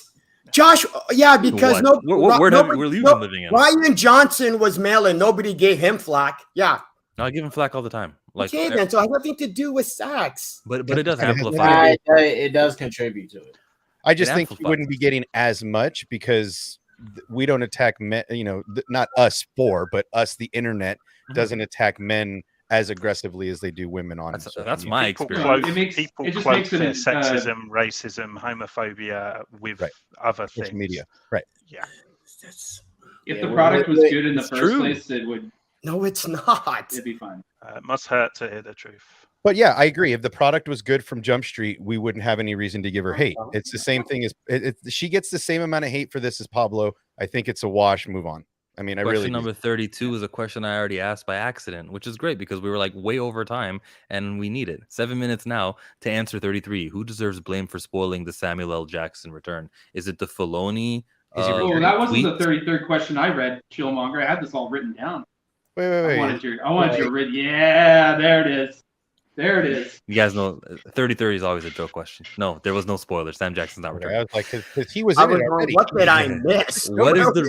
What's the rematch of the century? What is the true rematch of the century? Was it Sasuke versus Naruto? You guys can go anywhere with this. Mace and Sidious. It's Mace making Sidious his bitch again, and then what? Anakin coming to rematch of the century. Oh, rematch. Like in life, in anything, in any genre, you can talk about when Superman returned, when he faced Doomsday. We already got Godzilla versus Kong, and Godzilla beat the shit out of Kong. So was that the rematch of the century? It certainly wasn't Vader versus Kenobi. I mean, Rocky Mr. T.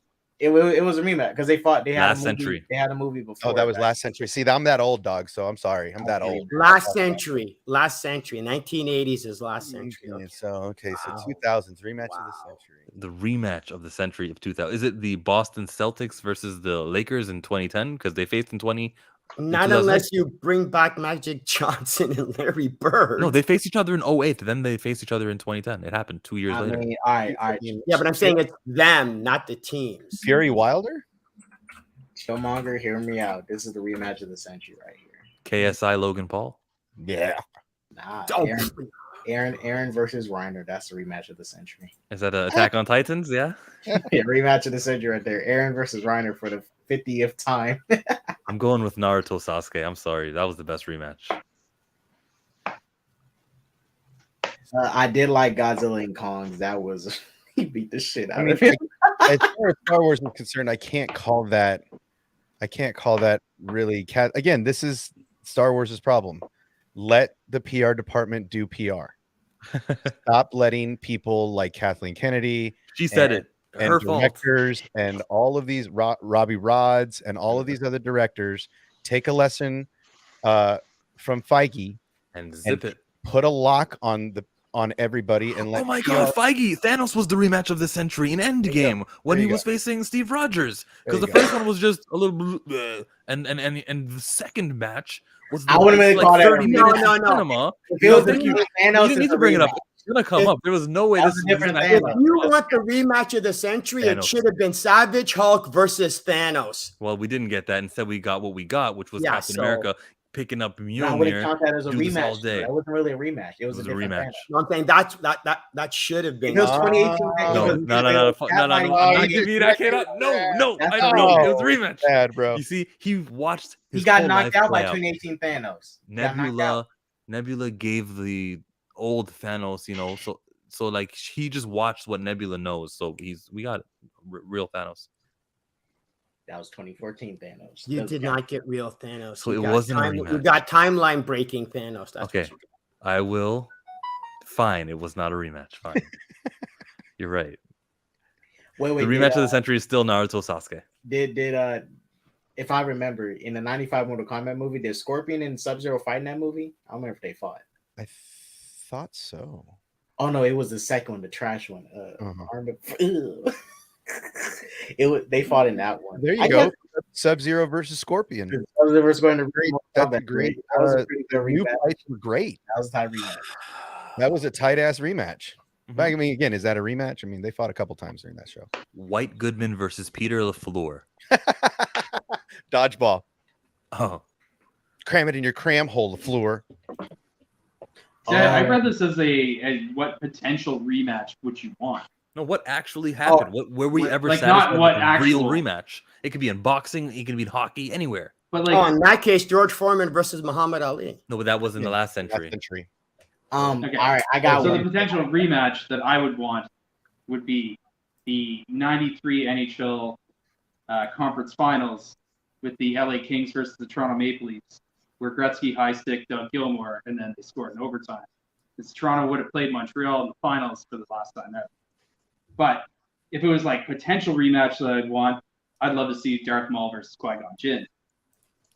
As a rematch. Qui-Gon needs his redemption. Force Ghost versus Living Being. See, and there you go. See, that's I really like. There you go. Thank you. That is my new answer. Old man Ben Kenobi versus Darth Maul in the deserts of Tatooine. Oh yeah, that fight needs a remix. I did not like the way they did in Rebels. That fight needs a remix. Bro, that was I liked the it. most I thought poetic it was, thing ever. Yeah, poetic. That was straight poetry. I mean, listening to Sam Witwer describe that fight at a convention is just poetry in motion, man. It's just beautiful. I mean, did you like how quickly Maul was defeated, or could you wish it was kind of long? Not too long. It was the only good part of Phantom Menace, really. Are you talking about the live action or the Rebels fight? Rebels fight. I wish it would have gone out a little too short for. But Maul. for me, that was like watching a grandmaster chess player playing a ranked player. Like just somebody who's real good going up against a grandmaster. That was there to display how far Obi-Wan had come. That was a 3-move chess match for me. Yeah. That was like, just for me because I was watching Rebels, and I love Maul, and I think Maul is a nasty. I mean, look what he did to Kenobi. He's nasty, but in the earlier fights, but that was just poetry. I'm sorry. It's just for me. I like the moment. Just wish if I was a little longer because I was watching Rebels week to week, and it was getting hyped up, and then just for that after the week to week. Oh. Yeah, like when you wait in week to week for like a 2-second confrontation. Oh man, it was I understood the moment, like you say, it was a. But you might get your rematch of the century. You might get your big moment in the Tatooine desert when Mace Windu comes to kill young Luke Skywalker and Ben Kenobi has to kill him. You might. Why does that seem possible? Why does that make sense? Here, I'll tell you why. They'll do it. I'll tell you why real quick in just a couple words. Revenge, taking the life of a Skywalker, the son of Skywalker, would make Mace Windu feel so happy. Revenge. Hey, I like what Diesel wrote down here because we definitely need to recast T'Challa. We got Nate Moore and Ryan Coogler, director and executive producer, versus the fans because yes, we need a new T'Challa, and it's not just attached to this one actor who did a good job of playing him, and we'd love to see him return. I agree with these Diesel. He was an artist. Kicking their asses, man. No matter how good he was, he is not T'Challa. The Black Panther existed for years prior to his portrayal of the character. And one thing that Marvel's going to do when all the actors get too old, in a few years, maybe 10 years, maybe if we're lucky, they'll go 15. If Ms. Marvel takes off and she can carry the franchise for longer. But that wasn't a joke. That actually wasn't a joke. That's the thing. Jokes are made to be laughed at. That was the truth. If the Kamala Khan is a hit character, what will happen is that this will go 15 years. But definitely 10 years, I think they're going to reboot. And everyone will be recasted. Hey, Chomonger, I'm going to give the Disney Plus a compliment right now. I'm giving Ms. Marvel a compliment. Yes. This is so far the best Disney Plus show. It's flawless. And I'm not even joking. Like, I have my issues with it, but they're so low. It's like Stargirl. It's such a good young superhero show. I rarely have any problems with it. This is better than WandaVision. It's better than Loki. It's better than What If. It's better than what's that? Moon Knight. I wouldn't go that far, but go ahead. Tell me it's better than Falcon. You said it's better than all of them, so it's good to say it's better. I would like to end this 3-hour stream because we went for way too long. Falcon and Winter Soldier and Miss Marvel are the best shows. I can't say which one's better, but if Miss Marvel ends up having a better villain, I'm gonna give it to Miss Marvel. We won't have a better villain. This is sad. Nothing's I wouldn't say that it had John a Walker. Welcome to the state of geek culture, fanboys. But we're just In a few mere minutes, I will be joined by Rhea, the Glimmering Harpy. We're going to be chit-chatting about Pokemon Scarlet and Violet. So if you're into that, come and join our stream. There it is. The link is in the description. We're going to start. She just extended it. She was supposed to start it at 4, but she will start it at 4:10 Eastern Standard Time, which is for you, was that like 9 o'clock, 9:10? Yeah, 9:10. That is British time. That is the attention-seeking geek. He's got some stuff cooking on his channel. I'm sure you'll be chatting about Ms. Marvel eventually, right? Yeah, I think I'll probably do a sort of season review of that. I've got a season review of Stranger Things. I'll be throwing that out there as soon as I can when that drops. I'll be over on the One Sip Scale Man's channel tomorrow night at 5 p.m. British time. Don't know what that is for you guys. Think about midday. I want to thank you so much for inviting me, Chillmonger. But I got to say, Jaded, you have been one of the worst people I've ever streamed with, and represent everything that is wrong with a portion of Star Wars fandom. So thank you. It's been a pleasure to meet the other guys, but I can't say that for yourself, Jaded. So I'm going to bow out now because you've wound me up that much, and I'll catch you on the flippy flop. Peace, guys. Peace and love. Remember that.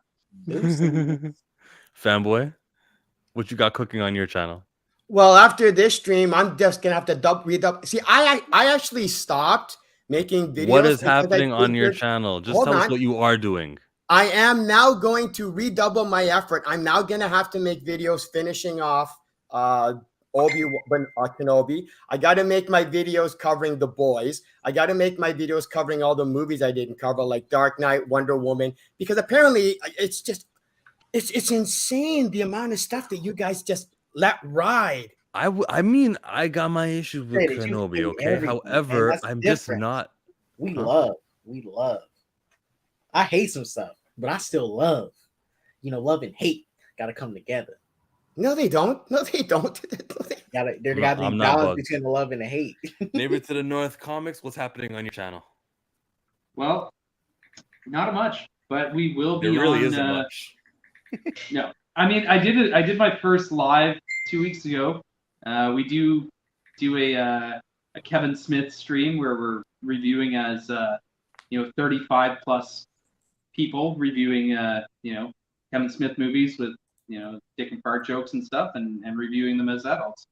And so our next one is going to be next Friday over on Geek Out with Roscoe's channel, and we're doing Clerks 2. So for anybody probably one or two people who might watch the stream who like Kevin Smith, and definitely not Jaded Fanboy. My bad. I picked the wrong button. I just put you on for no reason. Yeah. I like the first Clerks. That was about it. Feel free to jump in our chats and fire away, man. We're all for it. No, apparently I represent the worst of this fandom. I wouldn't want to taint your stream. Star Wars Obsession streams. What you got cooking over there? The Star Wars Obsession, if that is your real name. We are going to build some more Legos this week. We're going to do another 3-hour build, another 1,000+ set. So that'll come this week. I'm working on the Force Ghost video. Let's see. Yeah, there's just more lore. We didn't cover Kenobi week to week, just because I wanted to stay away from the leaks and spoilers during this entire series. That it was a very difficult thing to do. I will be ruining everything else for everybody else from here on out. So look out, because I'm going to spoil everything if I can get my hands on it from here on out, Star Wars related. But yeah, man, we're just covering Star Wars stuff. We're trying to have a good time. We're trying to promote positivity in the stream. We're trying to not. Why are you smiling over there? You grinned. We're trying to exert positivity. Please like these shows. Give them all the.